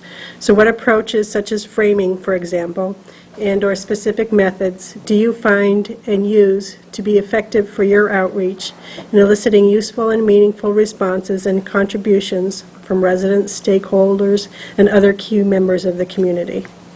Okay, so tell me a little bit more about the framing aspect, framing alternatives, framing strategies? Context. Framing things into a context. Context, yeah. So here's what let me tell you about what we usually do in our 3 or 4 step process. What we usually do is we will start off with what's called a community immersion day, where we'll get together with different departments, tour the whole town together, understand, literally by driving every part of the town, get a snapshot of all the different land uses, what are the different issues, where are the great places within town, coming back, talking to different departments and even planning boards and so forth to see, do we have the best understanding of that? With that, we'll usually do some types of surveys, saying, all right, well, did you know, and we'll do like these snapshots, and actually we put that on some of the back of the handout tonight, where we'll do some of these did you know type of facts, that this is who you are as a community, coupled with some of those GIS maps that I showed you before, to get the community engaged in understanding, do you know who you are? Did you know that your employment base is probably very low? Did you know that you only have certain types of housing? Did you know how large your land holdings are, how dense you are, all of those types of things? Develop some surveys to get the juices flowing around, all right, we didn't know these things, who do we want to become, and so forth. The first public meeting we usually have is what's called like a visioning issues and opportunities map. So that's the ones that I showed you from Watertown. We had all those post-it note drawings up and so forth, where we'll work with you to understand how do I dissect your community, present it out at a public meeting so they can come in and say, like, all right, thanks for breaking it down. Let's talk about these different aspects. Let's talk about open space, cultural resources, transportation networks, the common and so forth, so it becomes very tangible for them so that we can get a lot of that feedback. You see, if you saw all those post-it notes that are up there, people quickly dove into getting that type of feedback. From that, we'd come back and we'd talk about, well, based on those things, let's talk about a vision and let's talk about preliminary goals, because we think that we've heard you through that process. Usually we update an online survey again to say, like, here's what we think the emerging goals are, give us some feedback if we're on the right track, have a whole session around vision and goals by different chapter.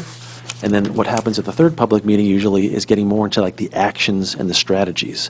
We say, if we've got buy-in on vision and goals, let's talk about actions and priorities, knowing that like if you could only spend so much money, how would you prioritize those as well? So we try to structure it in a way that it goes from most macro down to micro to get the buy-in along the way and try to build kind of consensus around those things as we go. Does that help how we'd structure it? Okay. Oh, yeah, thank you. Oh, yeah.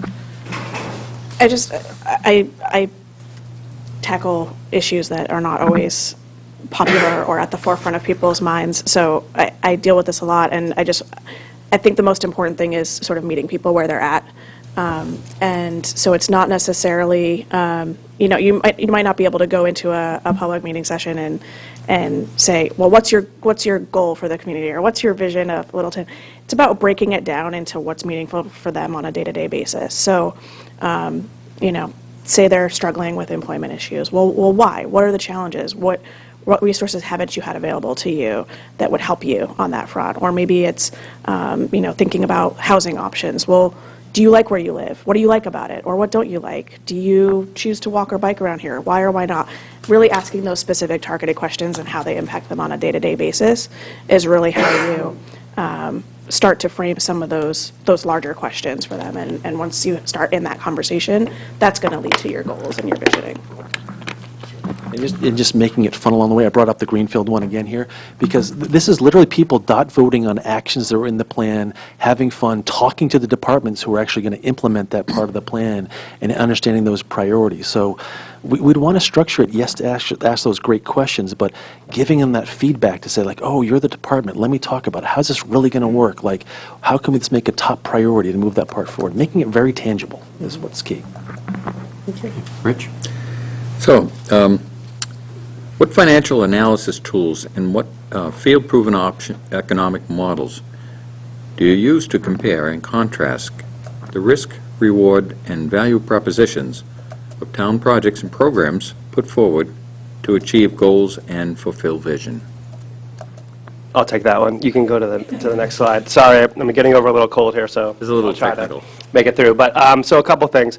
I think on the sort of more pure financial modeling, been doing this for a long time, and I think it's about creating different scenarios. That's the first thing, and understanding what some of the potential outcomes could be in a range of outcomes. But another thing that I've found over the years is that folks really want to get involved in the financial model and have a way to sort of, for lack of a better term, kind of play with the model and understand what some of the impacts might be. So we've started to develop some tools. There's an image on the screen here where basically we have a user interface that sits on top of a very detailed Excel model where we can customize it and you can sort of pull out different variables and inputs for folks to test. So we could actually, with this group sitting around a table, say, okay, let's look at this particular project and let's test some variables. What happens if we, add ground level retail at this rent level?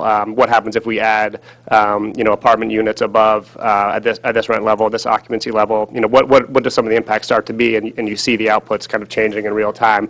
And it's a way to, both create specific scenarios that you can kind of save and file away, but also just to see and understand the impact. So that's something that we like to do. And that's not generally done with the broader public, but certainly with a smaller group of stakeholders, we found that to be a nice approach.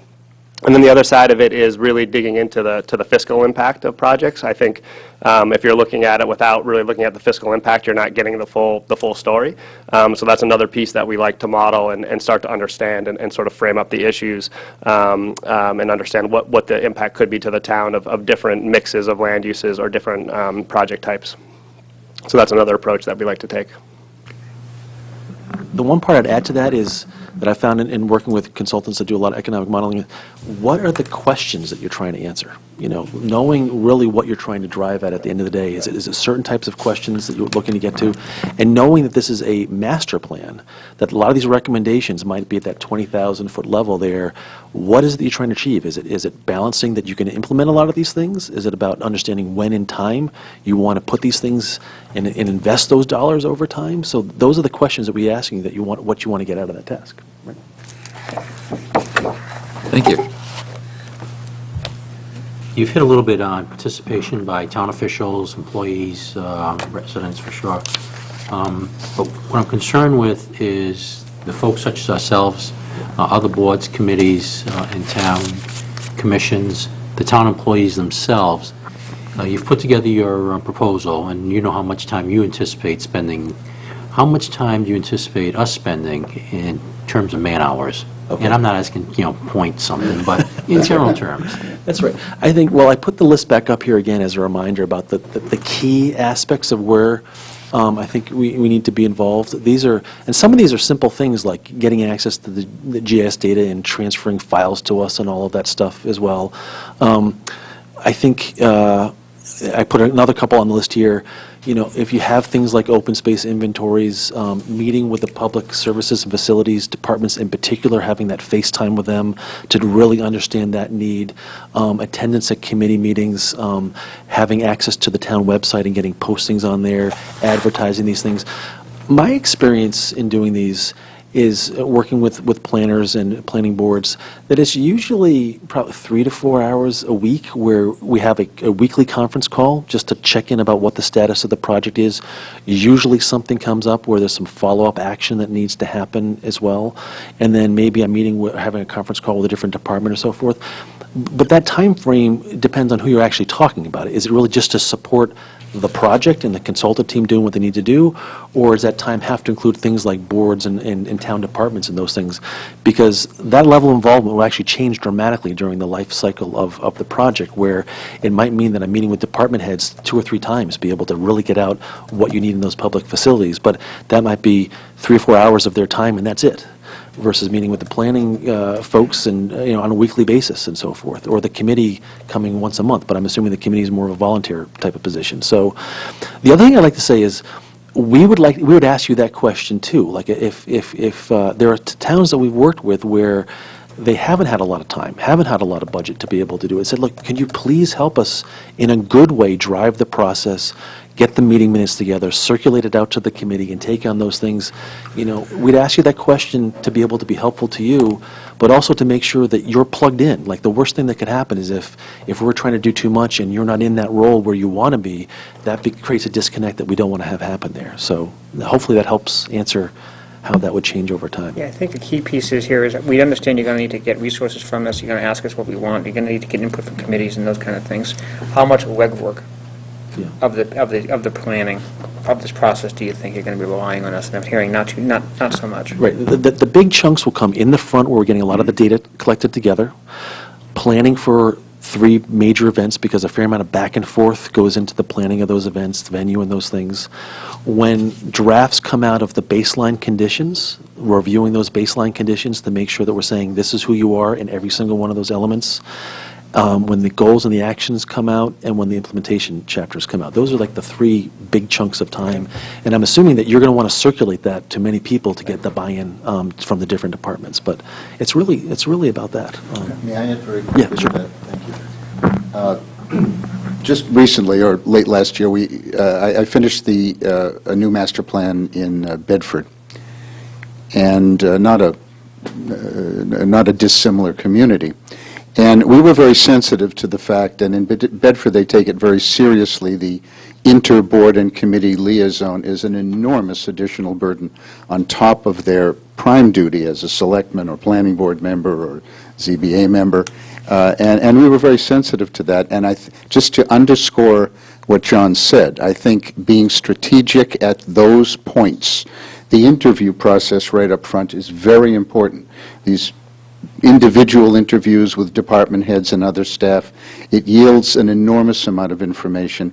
And then reaching out and interacting with the officials at the strategic points, I think, minimizes the effort on people who already do too much as elected or appointed volunteers.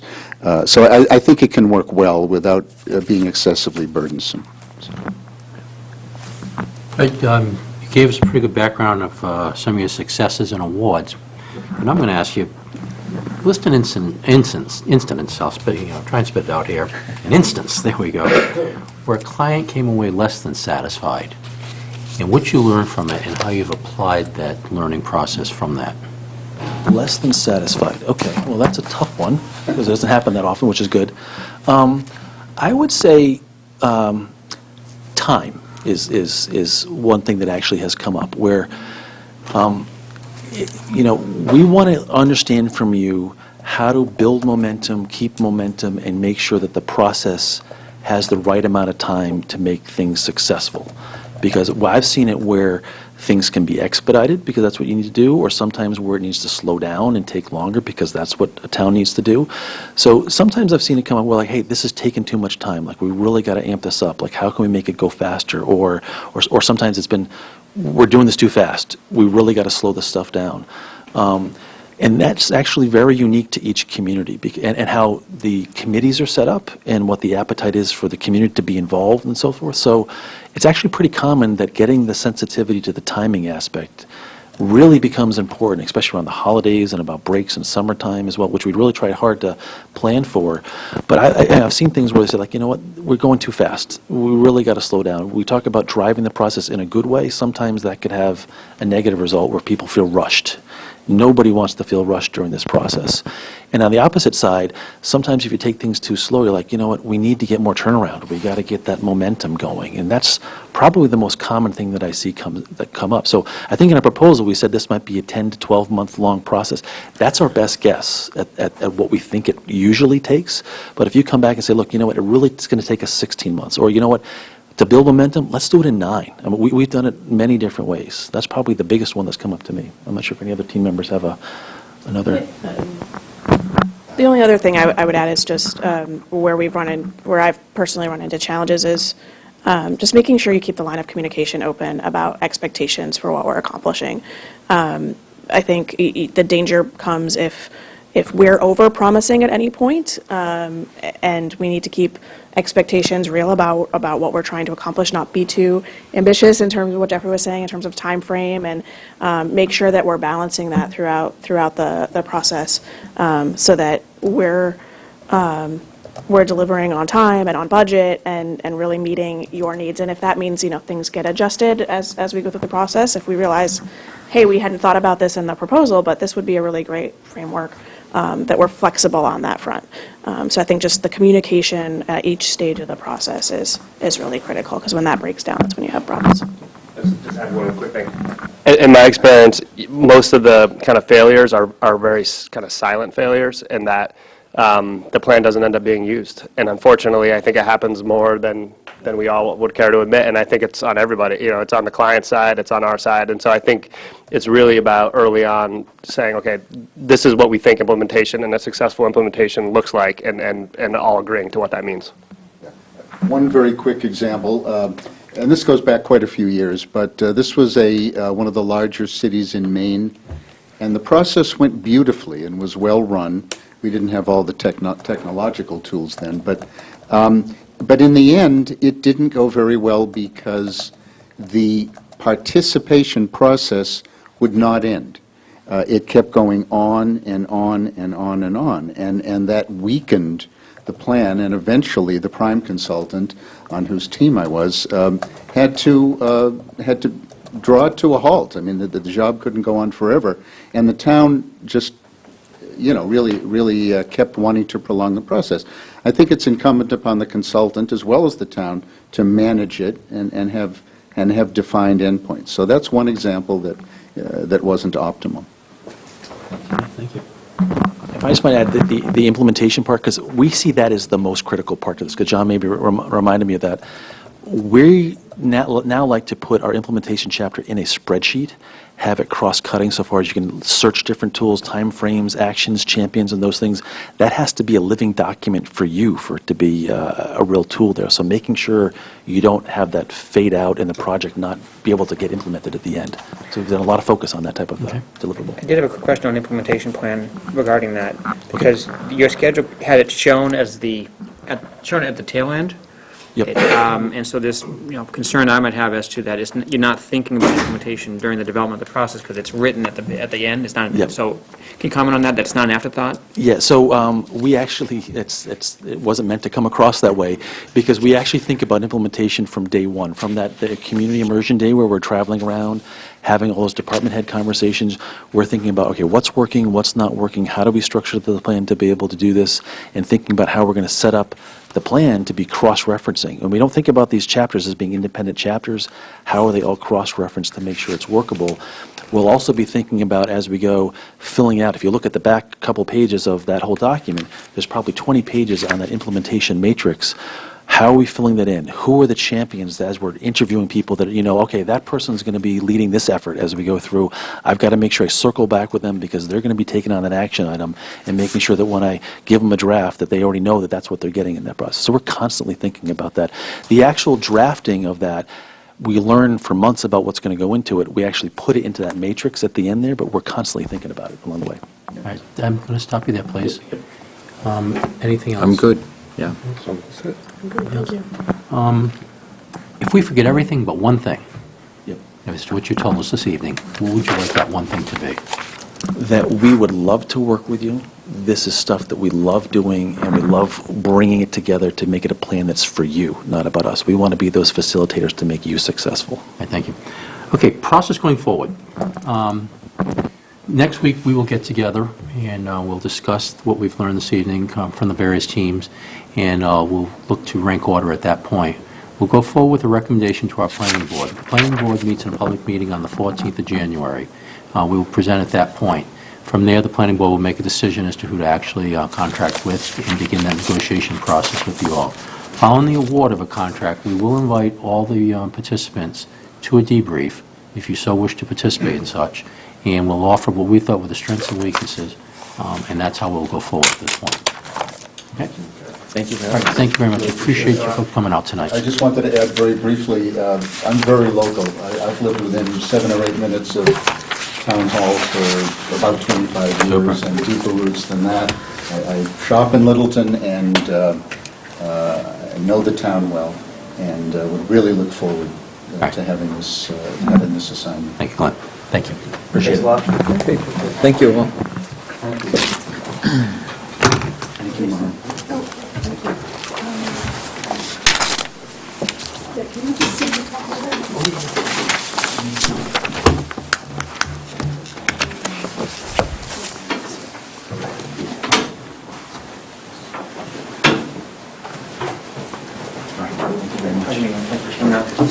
Thanks for coming. Thanks for coming. Are you so much? Thanks for coming. Have a good night. I live in Air. I've lived in Harvard or Air for 25 years. My kids grew up there and... You know the area. Thank you, nice meeting you. Thank you. Have a good night. Thank you. Appreciate it. Thanks for coming.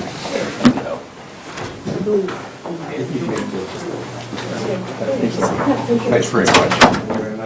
Take care. Happy holidays.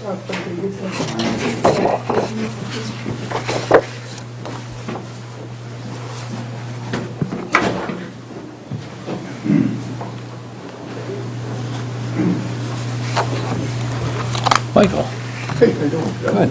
Well, you look pretty sharp. What? Pretty sharp tonight. I'm sorry, I'm late. We're gonna spend money, we're gonna wear our money suit. I'm gonna.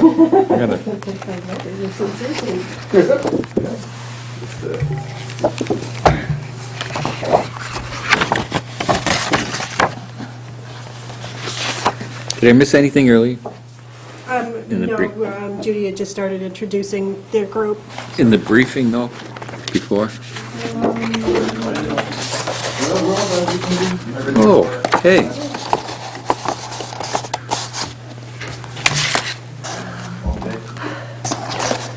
Yes, Every day. every day, it's a long day. So what kind of presentation format? Okay. Good job, Paul. Let me see. It doesn't take long to build up. It's a good idea to invite them back to after.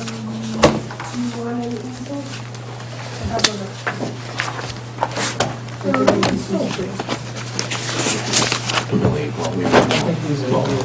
three of the folks will not employ, ultimately, that they get better if we can offer anything to help get better. That's a great, no, that's true. But follow on, the town and community gets a better product. That's what it keeps.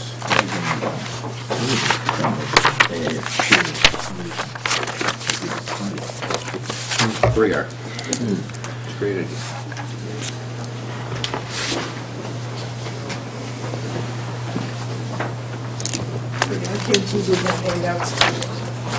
Yeah. Oh, that's from before? Thank you.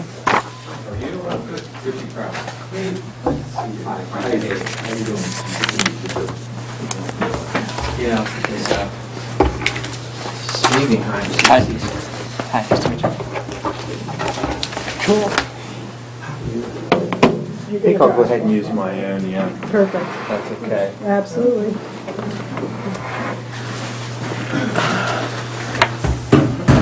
Who did I say hi Gotta get you up on the screen.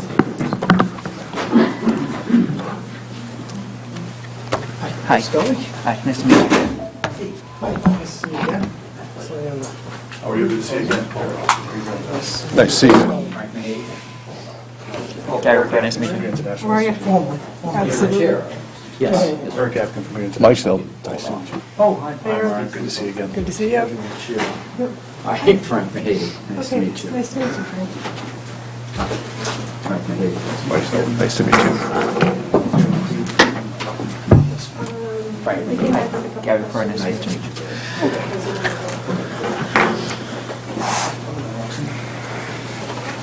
Schedule. Okay, good. I see that. Me too. Yeah, I bet you are. I'm really glad you rescheduled 5 minutes to breathe between. Cleanse the soul. Stand up, get the kinks out. Gents, if you desire, sit up front. We have a handheld mic. And when you speak with the handheld mic, please hold it up. We'll hear you. It will work best so the folks on television can hear you. This wasn't passed out. 2 of our members are unable to be here this evening.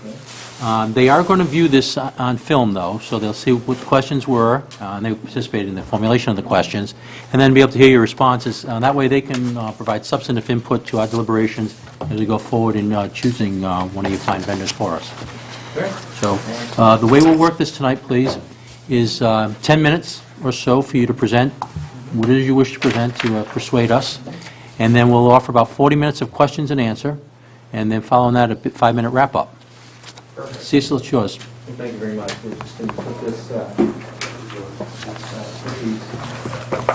here.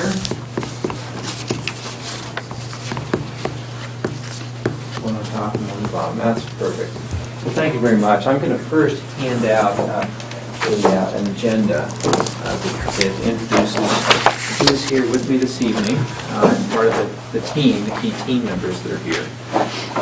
And again, I'm Steve Cecil from the Cecil Group, and we're planners and a multidisciplinary firm that does work of this type with communities all throughout. May I ask that you hold the handheld mic? Certainly. And that'll facilitate the folks at home watching on television to hear you. Very good. Thank you, sir. Thanks very much. So I'll pass this to my team members. As I was saying, I'm Steve Cecil from the Cecil Group. We'll be the prime consultants, and I'll explain a little bit more about who we are and what we do in just a second.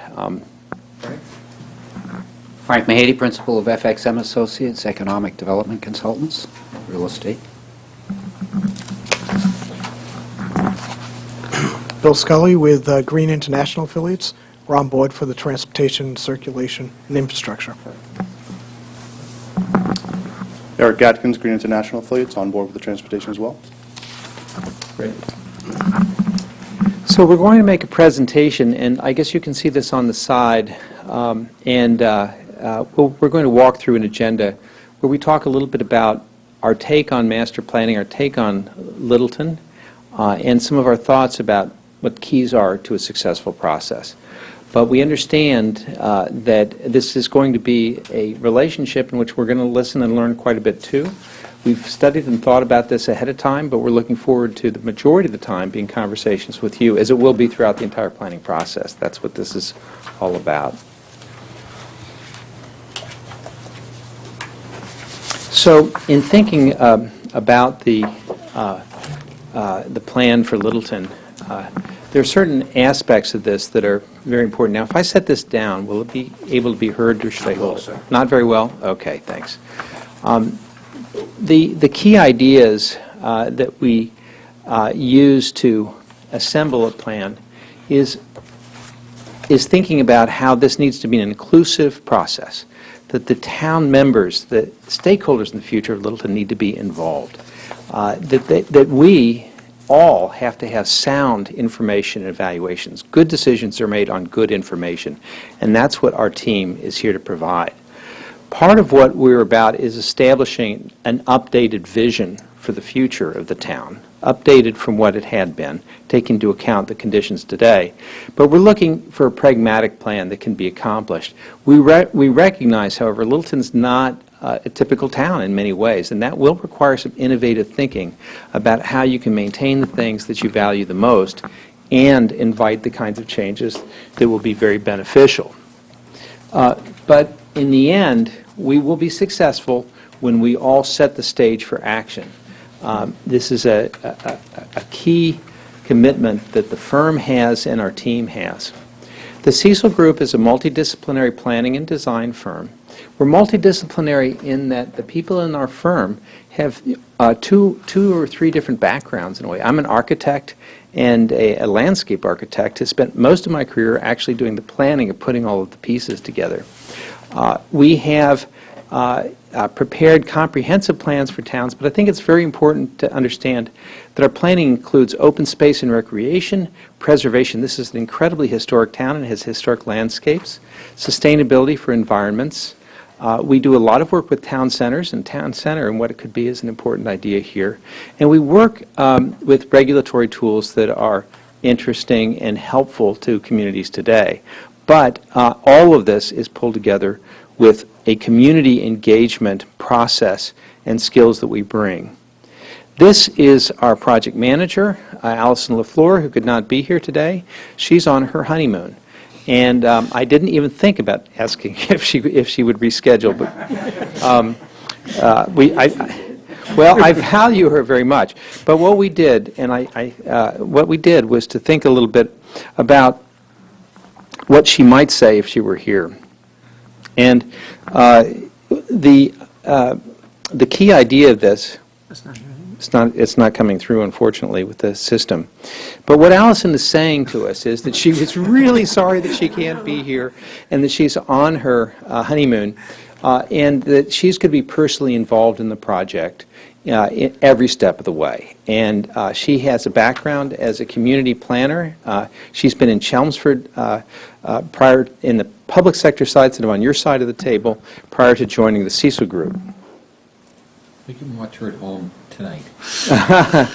I think that as we take a look at the key aspects of what the Cecil Group provides, we understand that there are certain aspects of this that we will benefit from work from our colleagues on the team. And I'm going to introduce Green International, and Bill and I have worked together for many years and have been working together most recently in another town around the neighborhood. So there you go.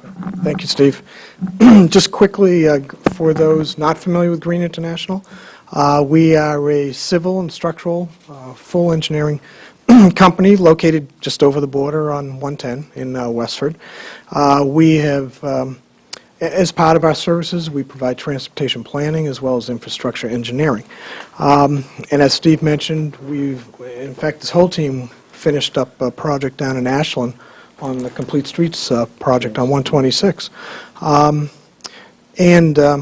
Anyway, so and we've been really fortunate to have Littleton as a client and be able to provide our services, and really gave us an opportunity to develop working relationships with the community.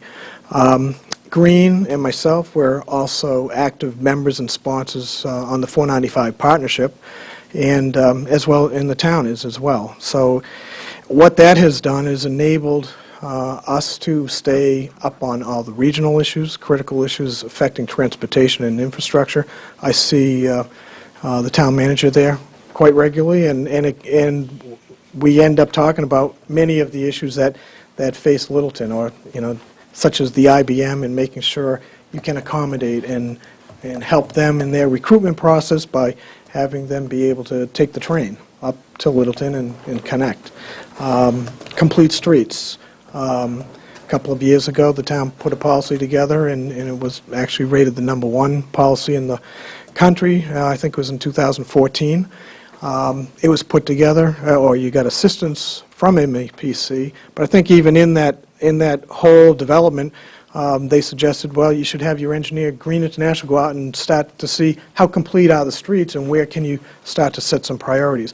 That's what we've set. We haven't done that. We've been doing other things for the town, but we've set our scope of work up to do just that. So a lot of our focus will be safety and connectivity, I think, looking into the future. And in addition, we're going to be talking probably about sewers and whether they should occur or not occur and what comes along with that. Green will be helping us with that as well.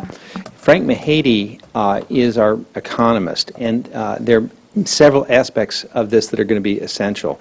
We understand that economic development, the fiscal future of the town are going to be important topics, and Frank and his team is going to be are going to be responsible for helping us on that part of things. Just a general introduction. What's really remarkable to me about Littleton on first blush, and looking at some of the secondary source data, is how many jobs you have in this town. Over 5,000 in a town of 9,000 people. That's extremely unusual. number of establishments, over 500 establishments. Only 11 of them have 100-plus employees. And you have quite a diverse economic base, which is something that, obviously is helping you offset your residential tax base, and which you want to sustain, and I would guess increase in the future. One of the things I say about our job is to sort of act like the plumber on the job. We'll show you how water rolls downhill, and that's the market perspective. So we'll look at the real estate market and what is likely to be potentially absorbed in Littleton over the future, so you have a perspective on what kind of growth could occur here, realistic assessment of what that is.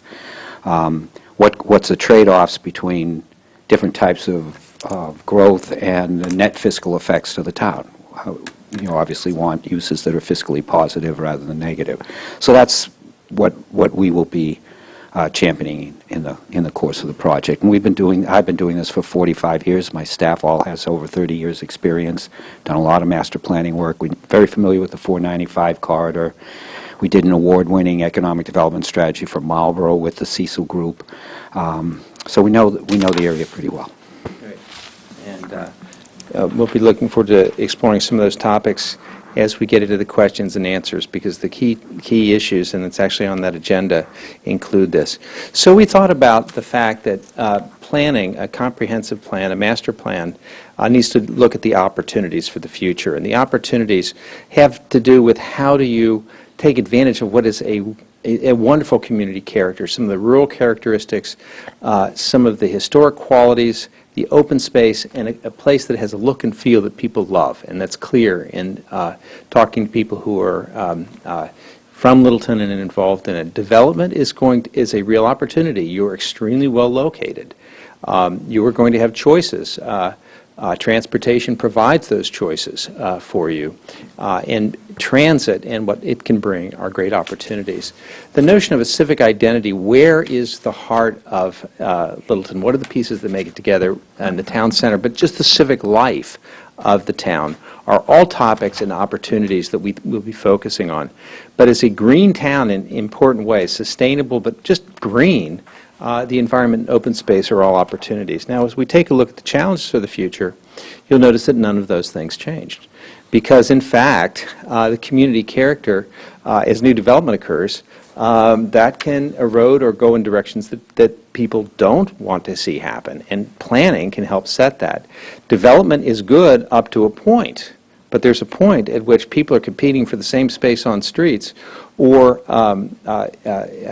other aspects of development. You can have too much of a good thing, or at least not the right kind of development that can occur. In terms of transportation, it would be great if the roads and intersections and access to the Route 2 4095 were reserved for Littleton residents and the other people had to wait. But in fact, as you develop and people cut through this town all the time, what's good for you is also good for them, and the congestion is going to be a challenge. In terms of the civic identity in the town center specifically, it's challenging to create an economically viable place. It's challenging to have a 19th century town center, even 18th century town center in the 21st century. And for a variety of reasons, we work in a lot of town centers to help them regain that quality. And finally, in terms of the environment and open space, I think that the challenges that come along with development, but also the methods that you can use to create and preserve space are important. Our proposal talks about a series of 7 tasks. There is a sequence that's extremely important here, and I would just emphasize that right at the beginning of the process, we make sure and focus on the communication strategy and the outreach strategy before we set off in gathering the information and putting all of the pieces together. We're very thoughtful about how we launch each step along the way. I know that as we think about the questions and answers, we're going to be focusing on the community engagement quite a bit. But if we have an observation about what we think success is associated with, it is engagement. But it's engagement that leads the people who come to this process will be the town leaders of the future. They'll be the volunteers that you want to get engaged. So you're growing the range and the number of people to be your stewards. That's what engagement does for you. Not just a place to put opinions, but get involved. We need to focus on what the town can accomplish. The way a town grows and changes, the town only affects a certain percentage of that. What are the key things that you can focus on? We think that having a shared foundation of facts, this isn't about rumors, this isn't about, this has to be about what's really happening in the town and understanding what happens.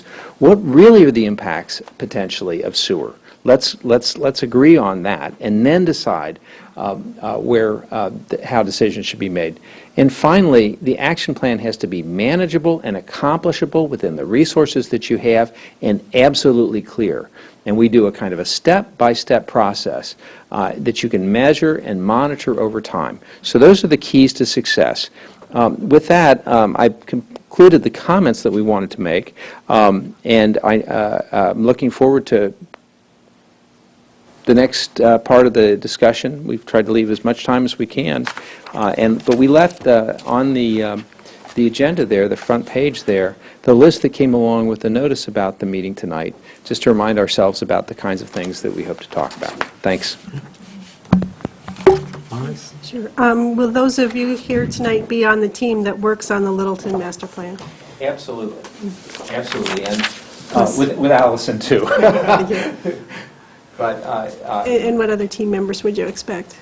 well, I think this is really the core team. These are the people that you're going to see at the meetings and at the discussions. We have several other people who will be involved doing a variety of support pieces. I'll mention a couple of people. Emily Innes is a planner in our office who has a really strong background in finance. She's the chair of her own planning board in Milton, and has been, as the planning board chair, completing their own master plan for the town, so she has that background. And Josh Fiala is very talented as a planner with a design background, because we think the look and feel of a community is extremely important, and so that design side of things is going to be important. So from the CISA group, those will be the key people. I think we'll have a little more site and civil side, perhaps, to what you'll bring too. And I have two people on my staff, Jacqueline Hallsmith and Diane Sitsos, both of whom have over 35 years' experience. And they will be assisting in the analysis. So the people that we have on the slide that we showed you are all on board. Yes. Thank you. Mike? This goes to engagement. An informed consensus by the town's residents will be required for a master plan to serve as a credible document capable of guiding the town's actions going forward. While there are available various media to reach out and facilitate participation, we would like to know what specific methods and/or approaches do you propose to deploy through those media to get the people the participants just to the front door? Not what happens after they go in, just to the front door. They're asking about the mic. And make sure that I pick up the mic. Yes. I can see in the background. So part of our engagement process will be to hold the mic, make sure that we project well. I have a slide up on the screen to suggest a few things that we think are helpful. One of the things we'll do right off is ask how do people in town get news and information? But we have found that there are a number of different aspects of this. One is to set up a link on your webpage or a webpage that we can set up separately. One of the images I have is a special webpage that we set up for a specific project that provides information and updates, but it's two-way. If people have comments, they can provide that. We really like using and distributing surveys. In one community... I'm interested in what methodology you use in that survey, in those posters. I mean, I've already mentioned that we have the media. You have the media, whatever it is. What do you use? How do you use the media? We use the media. Okay, we use the media in different ways. The media that we use is intended to get regular accessible information out, and we monitor who is seeing it and who's watching it. So we can find out. We use it to find out who is coming through the door, and how they're interacting with us. We use surveys to make sure that we understand how people perceive the town. We don't know the questions in advance. I guess perhaps I can tell you now we don't know. We need to work through with the steering committee members and through the process to understand what are going to be the best questions, but we use those surveys to represent to ourselves and to others what are the opinions and what are the thoughts within the town. Other media that we use, or other techniques we use, certainly from a marketing or an advertising standpoint, we can use and will work to provide signs, notices, banners across places where people can see to make sure they come in the door. But all of this, in the end, is to get people to come to meetings. Because it's only through interaction that we learn about the trade-offs and the opinions of others. Master plans cannot be done with people individually on blogs providing lots of advice. We need to make sure that we're building community. So the techniques that we use during the meetings are extremely important to us. We custom design, that's what this picture is about, we custom design the workshop components for the issues that are in front of us and make sure that people have an opportunity to provide input and see how that input comes out. So, for example, in some communities, physically where the land use ought to be and how it works, we provide scale pieces that people can use on aerial photographs and work with us to see how that would actually result. The long and the short of it is that building a dialogue is what we're trying to do rather than listen to many monologues. That's what a community is. I hope that helps. Thanks, sir. Next question is, the word sustainability is used nowadays almost like it was just thrown out as a buzzword all the time. What does sustainable development mean to you? Specific examples of how you would propose that sustainability will be integrated throughout the master plan. If you could comment on that. There are two sides to it. By the way, I heard that the person that invented the term sustainability no longer wants it to be used because it's been misused so often, so different than what it was about. It's often used to think about the environmental implications and environmental sustainability. But we talk a lot about economic sustainability, meaning that from an economic standpoint, the business activity, the economic activity can be sustained without constant supervision or input from the government, from the town.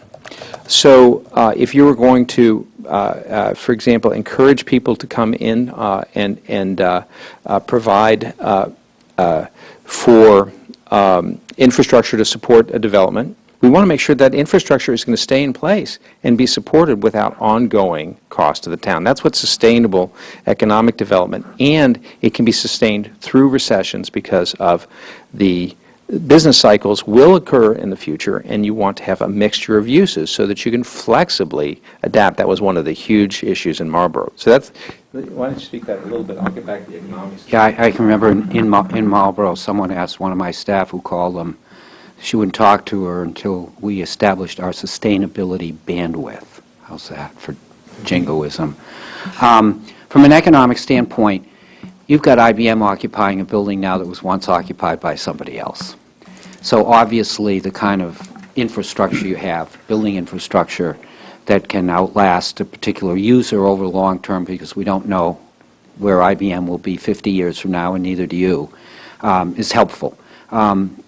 We need to look at longer term trends to the extent we can extrapolate them, and it seems pretty certain that people will continue to want to use public transit even as cars electrify and maybe they make more trips. And the fact that you have a commuter rail station, and I understand you have a cross-town linkage now or will to the IBM facility, is the kind of infrastructure that will sustain a broader interest from the labor force in working in this town. Those are a couple of examples of, and I think, yeah, and I think on the other side of infrastructure, obviously, you have to seriously consider how you do your water and sewer and telecommunications, because those need to be sustained over a long period of time as well. In terms of environmental sustainability, part of our thinking is that may be a low goal. We can actually make things better, not just leave them the way they are today. And using low-impact development methods LID, low-impact development methods. And if you look at our resumes, we have a substantial number of LEED accredited professionals. This is a very important part of Green International's work in coming and looking at site planning, site design, complete streets, and development approaches that can be built into your zoning and your site plan reviews so that groundwater, for example, can be actually improved relative to what it's been in the past. In a community that has had an industrial past, for example, we work in a lot of those communities, we look to establish what are reasonably appropriate, what are the right kinds of low-impact development tools to use, and show you what you can accomplish them with that so that you can build them into the kinds of processes and actions that the town could make in the future. So that's the environmental side of low-impact development. Thank you. Sustainability. All right. I'll shoot you, Mike. Pardon me. Okay. You touched on this, but now we're going to go just a little deeper. Sure. All right. And let me give you sort of the hint. Unemployment in town is very low. Hardly anybody, very few people who live here work in Littleton. IBM is basically all folks who get in their car and leave at the end of their quitting time, which is 5:34 p.m. Okay. So what constitutes economic development in the context of a small suburban bedroom town, literally dependent almost entirely on residential tax? It's almost entirely residential. What percentage? What kinds of, well, I think... What is meant by economic development in a town starting from this point? Well, I think that what we will do is take a look at the way your tax base is structured, what your tax policies have been, how assessment works, various basic things about the way that the tax structure is working. There are two things to think about from an economic development standpoint in the tax base. The rule of thumb is, of course, that commercial development will provide higher tax rates relative to residential because the services that they require are less. Schools is a classic part of that.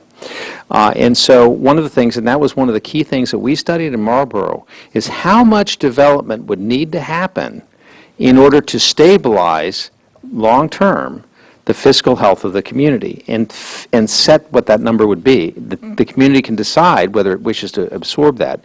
But there's another aspect of this which is poorly understood in many communities, and that is that high-value housing, even with children, can contribute on a net basis significantly more than the incremental costs.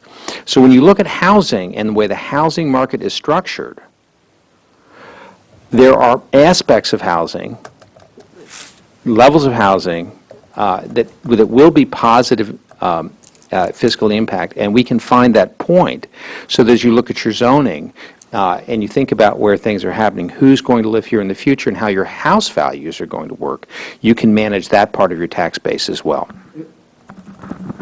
It is the old current development approach right now. We're doing the master plan in Burlington, and you probably know something about Burlington with the enormous number of office space and users and jobs there.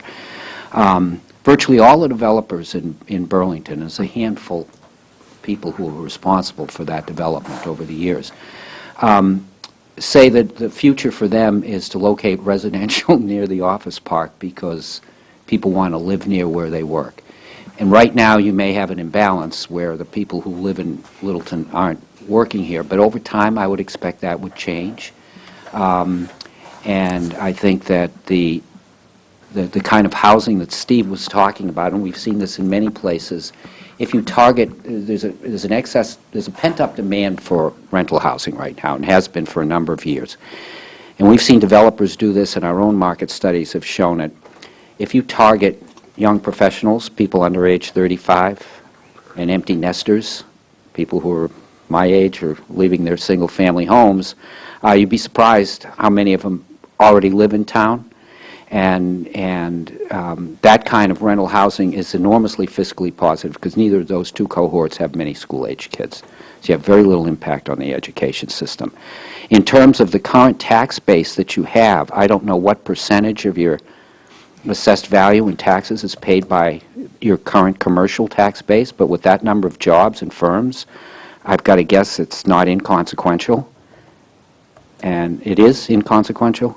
What percentages of your tax? We're at 79-21, 79-21? residential, commercial. That's, the average, That's tax base, or valuation base. valuation, the average statewide is closer to 85-15.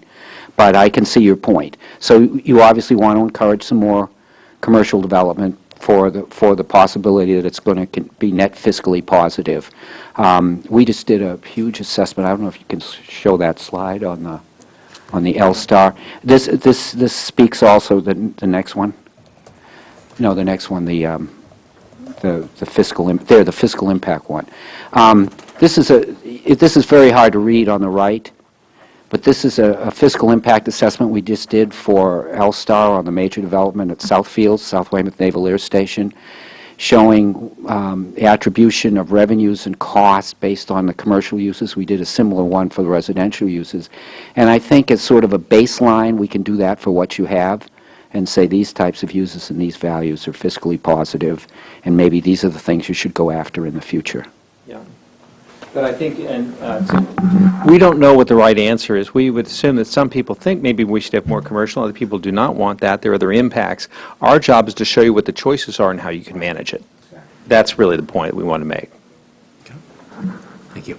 You're welcome. Okay. You touched on this a little bit when you talked about your workshop components when you're doing outreach. But this question is, what approach or specific methods do you find to be effective for your outreach in eliciting useful and meaningful responses and contributions from residents, stakeholders, and other key members of the community? So once they get to the door. Once they get to the door, and that's that other side of it. What we try to do is have a sequence of things that happen during the course of the process, and it's extremely important that people have a positive experience each time they walk through, because we want them to come back and bring their neighbors and friends along the way. One of the things that we often take for granted is that people in town actually know all the stuff that's going on in town, or even what another part of town is like. People's activity radiuses aren't necessarily town-wide.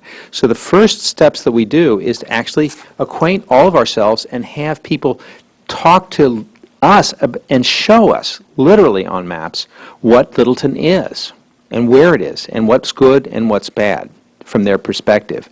We do this for two reasons. One is to learn. The other reason is we have to get people to start looking at maps and starting to understand them, because they're going to start seeing plans that are on maps.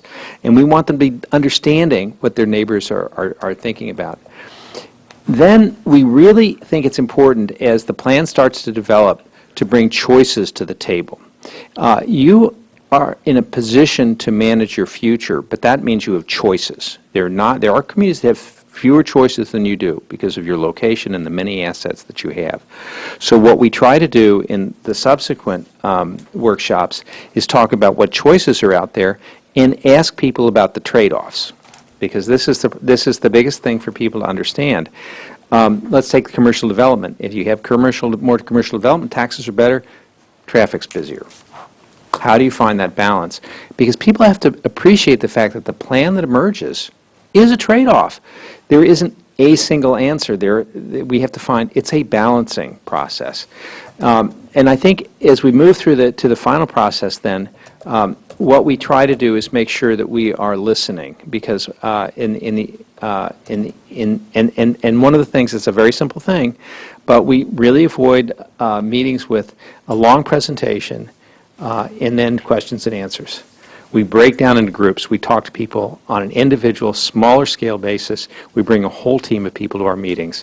Again, this is about people, and rather than presentations. So those are just three basic ideas about how to run a successful process. Thank you. Okay, Rich? Yes. What financial analysis tools and what field-proven economic models do you use to compare and contrast the risk, reward, and value propositions of town projects and programs put forward to achieve goals and fulfill vision? Well, I think I'll speak to that a little bit, and we were thinking about various aspects of this. The question, as it's framed, points to measurement. How do you measure what is likely to occur?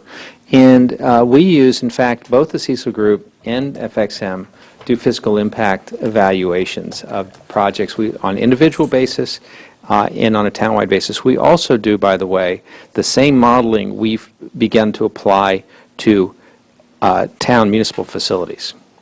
If you provide, for example, a new parks and recreation facility, you're not making a profit on it, but there's a certain level of activity that you're targeting to justify the expense. So what we try to do is to take what, in a sense, are private market types of tools, cost and revenues, maybe resources and benefits, and put them together so that we have forms of measurement. Now, of course, the kinds of tools that you use from an analysis standpoint are... Yeah, one of the questions, again, speaking to your issue of who lives and works here, you asked a question, commercial development in the Littleton context, and what we would propose to do, first of all, is assess market potential. We have a model called the commercial space demand model, in which we look at projections of employment that we do independently, that the Municipal Planning Agency has done, MAPC has done for this region, and we have a third test of employment of projections, which is a real estate supply-based one, and we put those together to project the amount of supportable square footage we can anticipate in the region over the next 10 years, let's say. The slide that's up there, it's hard to read on the right, on the graph on the top, shows projected square footage of commercial space by type. The chart below is an example of how we've tracked historical growth and projections in certain types of industries. So we'll try to identify those realistic potentials that you have for capturing additional commercial development. Then, if you go to the next slide that I have in there, this is the residential one that we talked about. This is demand for rental housing by age group and affordable price range, and the graph on below shows those two market segments I mentioned of 55 and older and under age 35. We'll assess what that market potential is.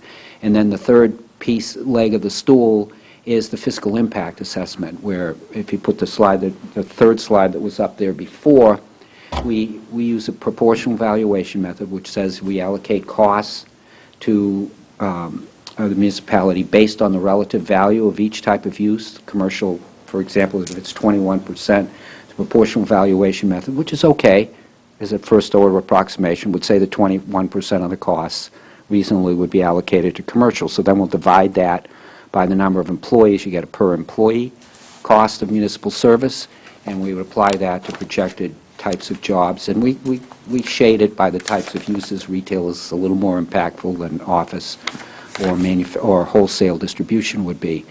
And so we have an employment anticipation method that we use to assess the impacts of commercial development, and a per capita cost method to assess the impacts of residential development, which may or may not include education costs. And I don't know what proportion of your budget is education, but it's typically in 40, 50, maybe more % of your total municipal budget. So obviously you need to account separately for the cost of school-age kids, and we can look at that by what the market demand is and the type of housing that you might consider developing. So you can trade off the net fiscal benefits of residential versus commercial development by type. And those methods that we use, we've developed our own internal spreadsheet models for doing it. The theory behind it's been around for forever. And it's a sound way of comparing and contrasting options that you might have for future growth in the town, be it residential or commercial. Is that the kind of thing? Was that your question, or will you have more technical basis for it than I've grasped here? That was pretty good. Okay, I'll take that for starters. We'll work on improving it. No, You were talking about particular programs that you might afford it. No. It was good, it was a good technical answer. Good. And it got to some of the finer points of Okay. what different models would bring us. Yeah, we know them all. I've published stuff in scientific journals, and we know what the literature is, and we've developed our own. We've been at it a long time. So you're right. Technically, we're on top of the game. But you had another issue. But when you go to plug in different options, you'll be able to crank out Absolutely. what those options Yeah, are. let's say, for example, we're looking at, you've got X number of acres zoned for Y commercial use. And if we were to anticipate a period of absorption over some period of time, and we use, let's say, the employment anticipation method for estimating the cost, and we know what the assessed value of the land is, and might be able to make some interpolation of what it would be in the future, we could say for different types of uses, this is what we would expect the net fiscal, where the positive cash flow would be for the town. I was thinking more in terms of if we increase bicycle path, a pedestrian-friendly environment, how would that affect our That's a worker really base? interesting one. I'm going to let Steve finish on it, but I'll tell you what is happening. We actually Steve and I worked on a project in Norwood where we were repositioning an older business park to include precisely those amenities because that's what people are looking for. They're looking for opportunities to bicycle. They're looking for walking paths. They're looking for opportunities to walk a river or a piece of a forest or whatever on their lunch break. And if you have those assets, you become relatively more attractive to a prospective developer. And they're also looking, and the prospective developer and the prospective employer, these people want to go out to lunch, so they want 27 restaurants to choose from. They're not going to get them, but I mean, you know what I'm saying. And then finally, they hope to have affordable housing options to live in your town, which would also attract developers. And so the developers now and the companies that are seeking to locate are looking for all three of those pieces. They're looking for a positive physical environment. They're looking for a town that has a favorable business climate. It's going to encourage them and support them in what they're doing. And they're looking for places for their employees to live in a good town. And he's talking about the corporate side, but there's a lot about land value and the desire to live here. When he's talking about affordable, it's for employers, the people who work in places, to be able to afford the community. But I think that so for example, we have been looking at land values associated with doing a streetscape program in a town center. 25% increase in property values as a result of those. Our measured results, the studies have been showing. So there are a lot of different parameters to take a look at it. But in today's world, what we've learned is quality of life and time is extremely valuable. If you can make the trip from work to home, if there's a place that you can shop, if there's a place you can eat, that's very, very valuable to people today. And every time you increase the quality of life, it's not just a value, it's an economic value. So there are a lot of parameters that we can share with you to underline what direct and indirect benefits there are and start thinking of these as investments and not just amenities. Okay, thank you. You've indicated at least somewhat that you'll need some of our help as time goes by, and not just folks here in this committee this evening, right, but town employees, other board members, commission members in town. You use the word volunteers somewhat freely. Can you quantify that somewhat in man-hours is what you might expect from us as a community to work with you all? Boy, I've never thought of it in terms of person hours that might be involved in that. Quite a few, in a way. If you think about it from a town staff standpoint, what we tend to think of is that of the hours we'll put in, about 1/10 of those hours are what we would expect the town staff to assist us with over time, whether that's attending meetings, providing us with information, coordinating different meetings, et cetera. So it's 1/10 of what we provide as your consultants. So we provide 100 hours, your staff will need to provide 10. Now, let me finish on this, because the other side of it is on the volunteer side. in a certain way, we're trying to maximize the number of people and the contributions that they would like to make to the town. So volunteerism is extremely important, and we don't have a particular goal of how much was be involved, but there should be a stewardship group, both directly involved in decision-making and some additional advisory folks. We find that anywhere from 10 to 20 people are involved, and that they will probably spend the equivalent of an evening a month focusing on this. Not necessarily the same people, but that's probably about right. Yeah, a couple things. I know, I have some friends who live in this town, and you have some talented people in this town who want to participate in this master planning process because they care about the town. So I want to echo Steve's point about volunteerism. People have special skills that town employees may or may not have, and who represent various segments of the business community, for example. And so in addition to getting to the door, keeping them engaged in a public process in which they feel like they're making a meaningful contribution is extremely important. And I've worked with everybody in the business who does public participation, and nobody does it better than these guys at that level. And I've seen it played out in any number of ways. From my standpoint, for what I need to do on the fiscal and economic development side, I think probably if we sat down for a few hours with each of your department heads in a group, and maybe you would want to be there, so we could flesh out beyond the dry numbers, beyond the dry methods, where they think their sensitive points are for fiscal costs. Like the police chief is going to say, this type of use I don't like because of X number of calls per period of time. Big box retailers usually are the ones that require the most police service, for example, and he's going to say something about that. Or in other words, sit down with the department heads and get a feel for where the real costs are for running this town, I think. And that can be done in one day or less of a group. Not a huge deal. Thank you. All right. Please list an instance where a client came away less than pleased, less than satisfied, and what you learned from it and how you've applied that learning.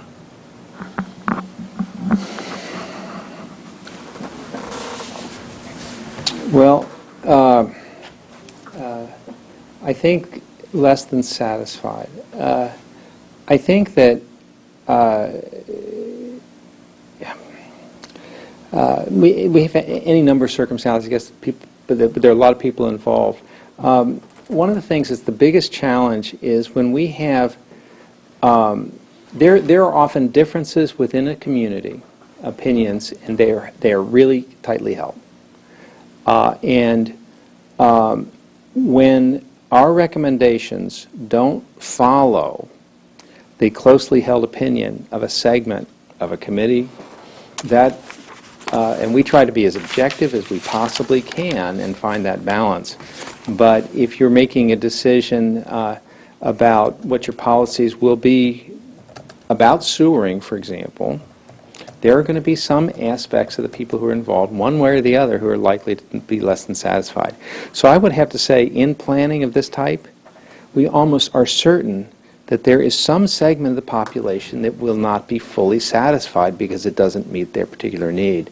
It makes it very challenging as professionals to be in that environment day in and day out, but it's our job to be there. And maybe that's the best way I can think about answering it.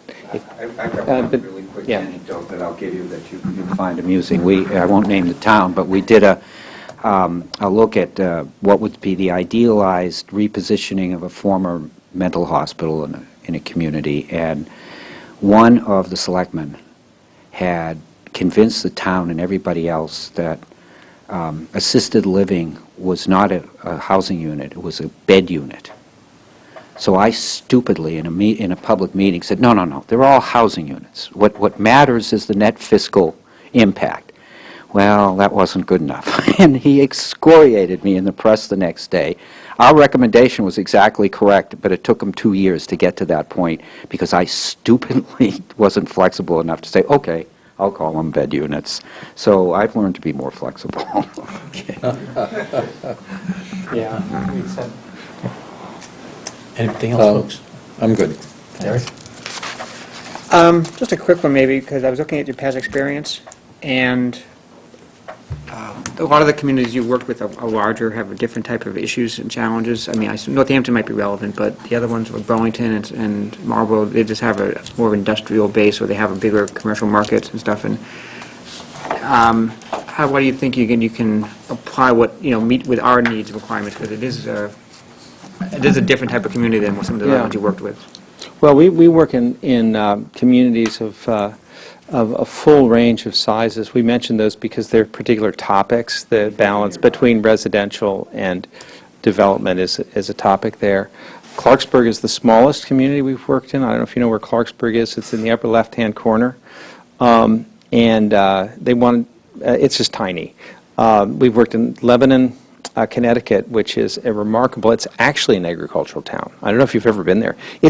Its predominant business is actually agriculture. They're doing very well. They still have a town green that is still farmed by the people on both sides of it. It's the only one left in the country. That's a really small town environment. If you ever get a chance to go there, you should see what small town New England can be. In terms of working at the scale and within this region, we have worked in many of the communities that are around you, and this is what occupies all of our time as we work on this. And I'll mention again, I think it's not just me, it's the entire group. And Allison, who was with Chelmsford, for example, again, a relatively similar scale community is part of what we're about. But we'll draw the lessons wherever we can, where we think they're appropriate, big, small, or tiny. Even Clarksburg had something to teach us. We just, Cecil Group and us, along with someone else, is just finishing a project in the town of Irving, 1,900 souls. And it's a reuse of a former paper mill. And they have so little infrastructure, you can't get anybody to read the final report. So we've worked in some small communities, and we can adjust to your scale very easily. Thank you. Mike? I'm all set. Laura? I'm good. Okay. All right. If we forget everything but one thing you've told us this evening, what is the one thing you'd like us to remember? It's about the people. It's about people who are going to live here and going to live together and be the stewards of this town in the future. We're all about setting the stage, not just with a piece of paper and not just with a report, but the people who are going to be involved in this process are going to need to understand, because they've helped form that vision, and they're going to be the people that put it in place. I'm always pleased when people never remember that it was the Cecil Group plan. It's not our plan, it's your plan. And it's our job to find a way to bring that about. So I hope you'll remember that, because it's a really important idea. Thanks. Thank you. Thank you. Going forward, we, as a committee, will meet again next week, and we'll go over what we've heard this evening from you folks and others. And we'll be formulating a recommendation to bring to our planning board. The planning board will meet on the 14th of January, and we'll present it that evening, our recommendation. The planning board from there will approve one way or the other, and then look to enter into contract and negotiate as such. Then, once a contract award is made, we offer to all the participants an opportunity for a debrief as to what we felt was good, not so good, the strengths, weaknesses, if you will, and we welcome you to participate in that should you so choose. Okay. And then I would offer, please extend Allison congratulations, best wishes, and good luck on her matrimony and future life. Well, thank you. We'll do that. Please report that you failed miserably to present her. I had that all figured. It works so well out there, but it never works. Yeah. Very good. Thank you so much. Thank you very much. Appreciate it. Have a good evening.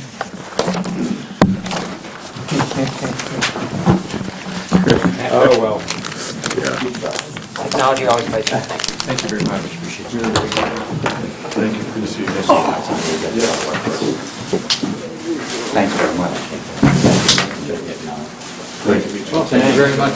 Good. Yeah, you guys have some great presentations. Great to see you again. Yeah. Thanks a lot. Thank you very much. Thank you. Yeah, no. The economy.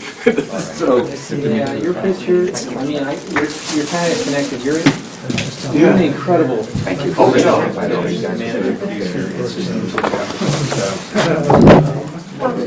Very interesting kind of subcommittee. Yeah. I really appreciate you. Been able to draw a lot of different constituencies in this. We don't always see it.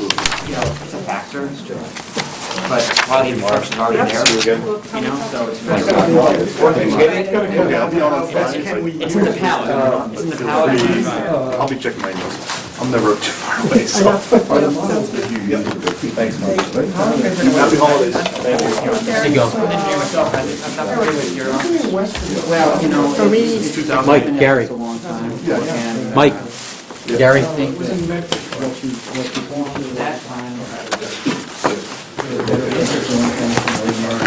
That's what I did. You have to do the tech. I attend my DRI. No, Adapted, right across the street. refined, and changed it since. Okay. Sorry. Sorry. Oh, I needed a stretch. You know where the racquetball club is? Enterprise Bank. You had a series this evening. Yes. Insert used to be further up the road. Indeed it was. That side. I found all the presentations, quite interesting, informative, well prepared, so thank you. Okay, gents and ladies, going forward, we all can do the 22nd? Yep. That's a yes. Yeah. Oh, yes, it was a yes. Okay, I'm in there, yep. great. All right, do you want to start at 7, or you want to give it earlier? Because here's what I anticipate doing. I'm going to ask you all a writing assignment between now and Monday, because the 22nd is Tuesday. Tuesday. Yeah, gosh. What do you want? I know we're tight on time, folks, but the writing assignment I'm going to ask you all to do is a page, and no more than a page, single space, of why you think a particular firm is the right firm for us. Put it in very active voice, and if prose is not your main style and you'd rather do bullets, do bullets. Because what I'm going to take is I'm going to take from you all and compile it and try and do a draft as to when I'm going to talk to Bonnie to make sure we hit all the high points we need to hit so that we have substantive and credible information that it holds up to scrutiny by third parties, should anybody question why we went one direction or another on our recommendation. That way it's all substantiated in fact and well laid out. So please make it active voice, short, pithy sentences. We're not going to write the next great novel. Okay, I'm going to do bullets. That's fine. And we're focusing on the positives at this point, Well, right? the positives, but still, if you think there's something that is weak for the organization, Okay. list it, because in essence, it would flow something like this. Offer was able to provide A, B, C on this point. Offer was unable or marginally able to, or something. There'll Okay. be a adjective that goes along with it as to what happens, all right? But then there's the differential, because one will stand out differently in my mind. True, but than- hold on, than before we get another done, I don't want a company's write-up to be compared. It's Right. compared to the criteria, not to each other. So we match it to the criteria we've already established. So use the criteria as your basis as to how you assess what you feel we heard from these presentations this evening. It's not A did this and C didn't in a write-up. It's A, bang, bang, bang, bang. Then the next one for B, bang, bang, bang, bang, and similarly for C, okay? And what you're referring to is the criteria would be that chart of, I guess, 7 or 8 aspects? Yes, what we had in the That's RFP. That's our touchstone. Because that's what they're to be graded against. But this is a qualifications-based Hold on one second. interview. What we will do is, well, if you think they didn't meet a qualification, that's in your write-up. And- Company and- A did not meet qualification And Y. interview. So the actual chemistry that flowed to and from has to be considered. Yes, but I'm not done. That's the basis for our conversation next week, because that conversation takes what we see to be facts, and then we discuss them among ourselves, and at the end of the evening, we will have a relative ranking, because we all think one is better than the other two, and that's the one we'll go forward and recommend. So at that point, a conversation as to the relative measures is warranted, but the document has to stand on its own that company A is this, this, this, and that's why we picked it, and then company B and C don't meet that same level of criteria, or don't meet the criteria to the same level. So, yeah, it's one component. Yeah. But the other component is the chemistry. Well, it's our That's a- conversation. And that's the big And one for me. chemistry, there's no, I don't want to poo-pah that, because you're right, chemistry is important, because we're going to come away with a feeling on which team we think, I'd like to work with that team more than the other two teams. And that's fair, and that's that conversation we have next week. Yeah. Are you looking for us to, in our response to you, Paul, our own ranking of which ones we think are the best? Yes. Oh, yeah. Okay. I'd like that too. Okay. But I should be able to read from your It should be supported by pros documentation. or Yeah. bullets as to which one you think is the best. Because if not, if you say, this one is the best, and you read and go like, yeah, but your other two are so much better than this one, the way you wrote it. Yeah, I understand. So, yeah. Okay. All right, I got to make sure I codify that well, and I'll pass that by you tomorrow so that Bonnie and Tim both have the same grounding, and then ask them to view this on television. Okay. The materials tonight, those are going to be shared with us? Well, we got everything except for The that, electronics? this book. Didn't get the last one. You didn't get it to us? All right, if you could contact them tomorrow, please. And as Gary's asking, if you could disseminate that to all of us, please, the presentations they did give us this evening. The outcome I'm asking for the 22nd next week is we got 1, 2, 3. And we can substantiate it, and we're comfortable that on the 14th, when we meet with the board, the planning board, we can stand tall and say, this is why. All right? Crystal clear. Okay. Then, between the 22nd and the 14th, so the first week, give or take, first few days or so, but certainly prior to the 14th, let's put it that way, I'd like to meet with our entire steering committee and present to them. And that way, they've got, they have the opportunity to at least ask some questions, know where we are, why we came this way. And then, if in our conversation with them, we fall flat in being able to substantiate who we really think is the number one, well, that we will have messed up on the 22nd, but we'll have an opportunity to correct. Okay, so it's kind of a practice as to what we would present to the planning board. Now, when I say present to the planning board, I'm not expecting some long dog and pony show. Good, It's 5 because there's minutes. not a lot of time. How much did you put on this? There's up to half an hour for the discussion, but I'm we looking, can- 5 minutes worth of, here's what we think, here's why we think it, here's what we recommend, questions. yeah, and knowing the board, they would like the short version. The chairman always likes the long one. I know the planning board chairman well. Oh, you're wrong with that one. All right, are we all in agreement, folks? Yeah. The follow-up meeting is on the 5th, is that right? Well, are we at the point where Tuesdays doesn't work anymore? Don't know the answer.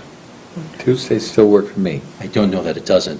Is this something I should know? Mike Fontanella was saying that Tuesdays were Yeah, going to Mike, become Mike. bad. All right, we will be at a point, though, if Mike can't make it that night, we're okay. Oh, boy, Tuesdays in January. Is it Tuesday? In January? Right now, No, there's- and so we'll start having, it's obvious we need to start having that scheduling conversation. Yeah. Tuesdays in January are going to be bad for me. Mondays, Tuesdays, and Wednesdays. Okay. Monday, Tuesdays, and Wednesdays. Yeah. Okay, Yeah. got it. Teaching 2 nights, and I get my diet class. Yep. All right, so it's Thursday the 7th then? Can we do Thursday the 7th, folks? Yeah. I know you can, you already told us, I'm asking everybody else now. Barring any personal conflicts, right now it's open. All right. Mike? I'm pretty sure that I'll be okay. Just assume it will. All right, let's blast that one out to the rest of the committee. 7 January, and we'll do the best we can at that. And the All of us 14th? are going to have a conflict at some point in time, we'll deal with it. I think it'd be nice if all of us who are active, involved, I could concur 100%, participate yeah. for that discussion. I'll be there. Great. Oh, sorry. Then we can disengage. 7 January, yes, oh my God. Yeah, they covered everything. So the 14th is the planning board committee, right? So it'll be the following week. Yeah. That's Thursday, okay. Right, and I'm thinking early in that meeting, so 7. Oh, yeah, put us on first, please. Then, see ya, and you get to stay. Yeah. Good. So it's Thursday, the 7th of January, in the evening sometime? Yeah. Okay. And that evening, too, we'll discuss with the whole committee as to looking forward. And frankly, at that point, we could probably throttle back a little bit, I should think, at least for a month or so until the contract is consummated. That's right. And then get a post-award briefing put together. And the instructions I would like to give the awardee is that they present the post-award. And they're telling us now, okay, we are on contract and we're here to serve, and here's how we're going to serve. And I would say that's how our future would be at that point. It may be good to have some discussion prior to our first engagement, so maybe later in January, early February, before we have them under contract, to discuss who might be, there's going to be people they're going to be primarily focusing on, I think, or how we see the engagements working, because I think that's going to be the first questions. We have their proposal, we kind of generally know their general approach, and so how do we see our team supporting them? I mean, there'll be initial discussion, but not everyone's going to go to every meeting and every discussion with these guys, I see. Well, we got to see their price proposals first. And then once we pick them, when we get the price proposals, we meet again. Okay. With the price proposals, and then we discuss the price proposals amongst ourselves. Do we? And then appoint one or two or the whole team. The contracting, the contracting authority, the planning board looks at the price proposals. This group does not. Because the planning board's going to contract with the consultant. And by virtue of being on the planning board, we already have that liaison. Yeah. Okay. Yeah, that's probably right.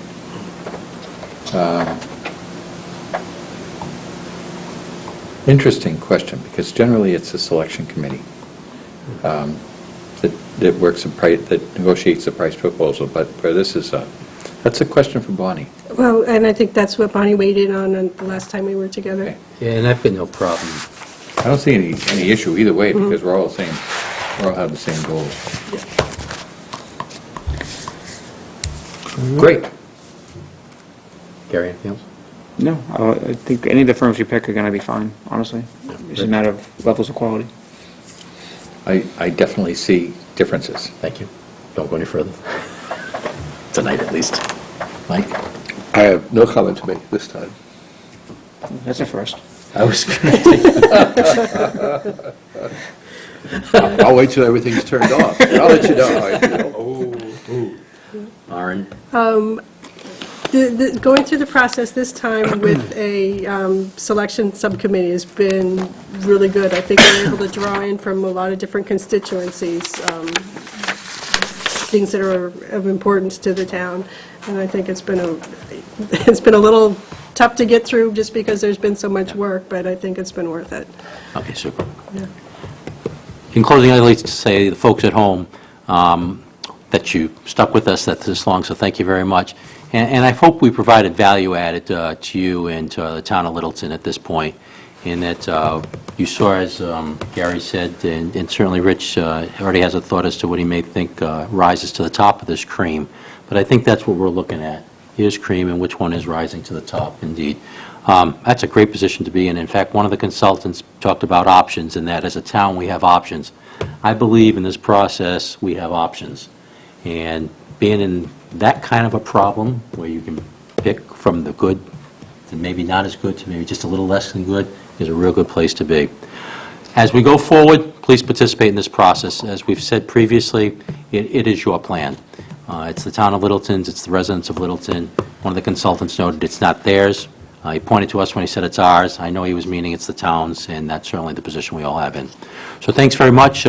Enjoy the holiday season. Those who had the opportunity and took Hanukkah, hopefully that it was a very nice Hanukkah for you all. Merry Christmas for those coming up, and happy holidays for everybody. Thanks very much. We're out. Great.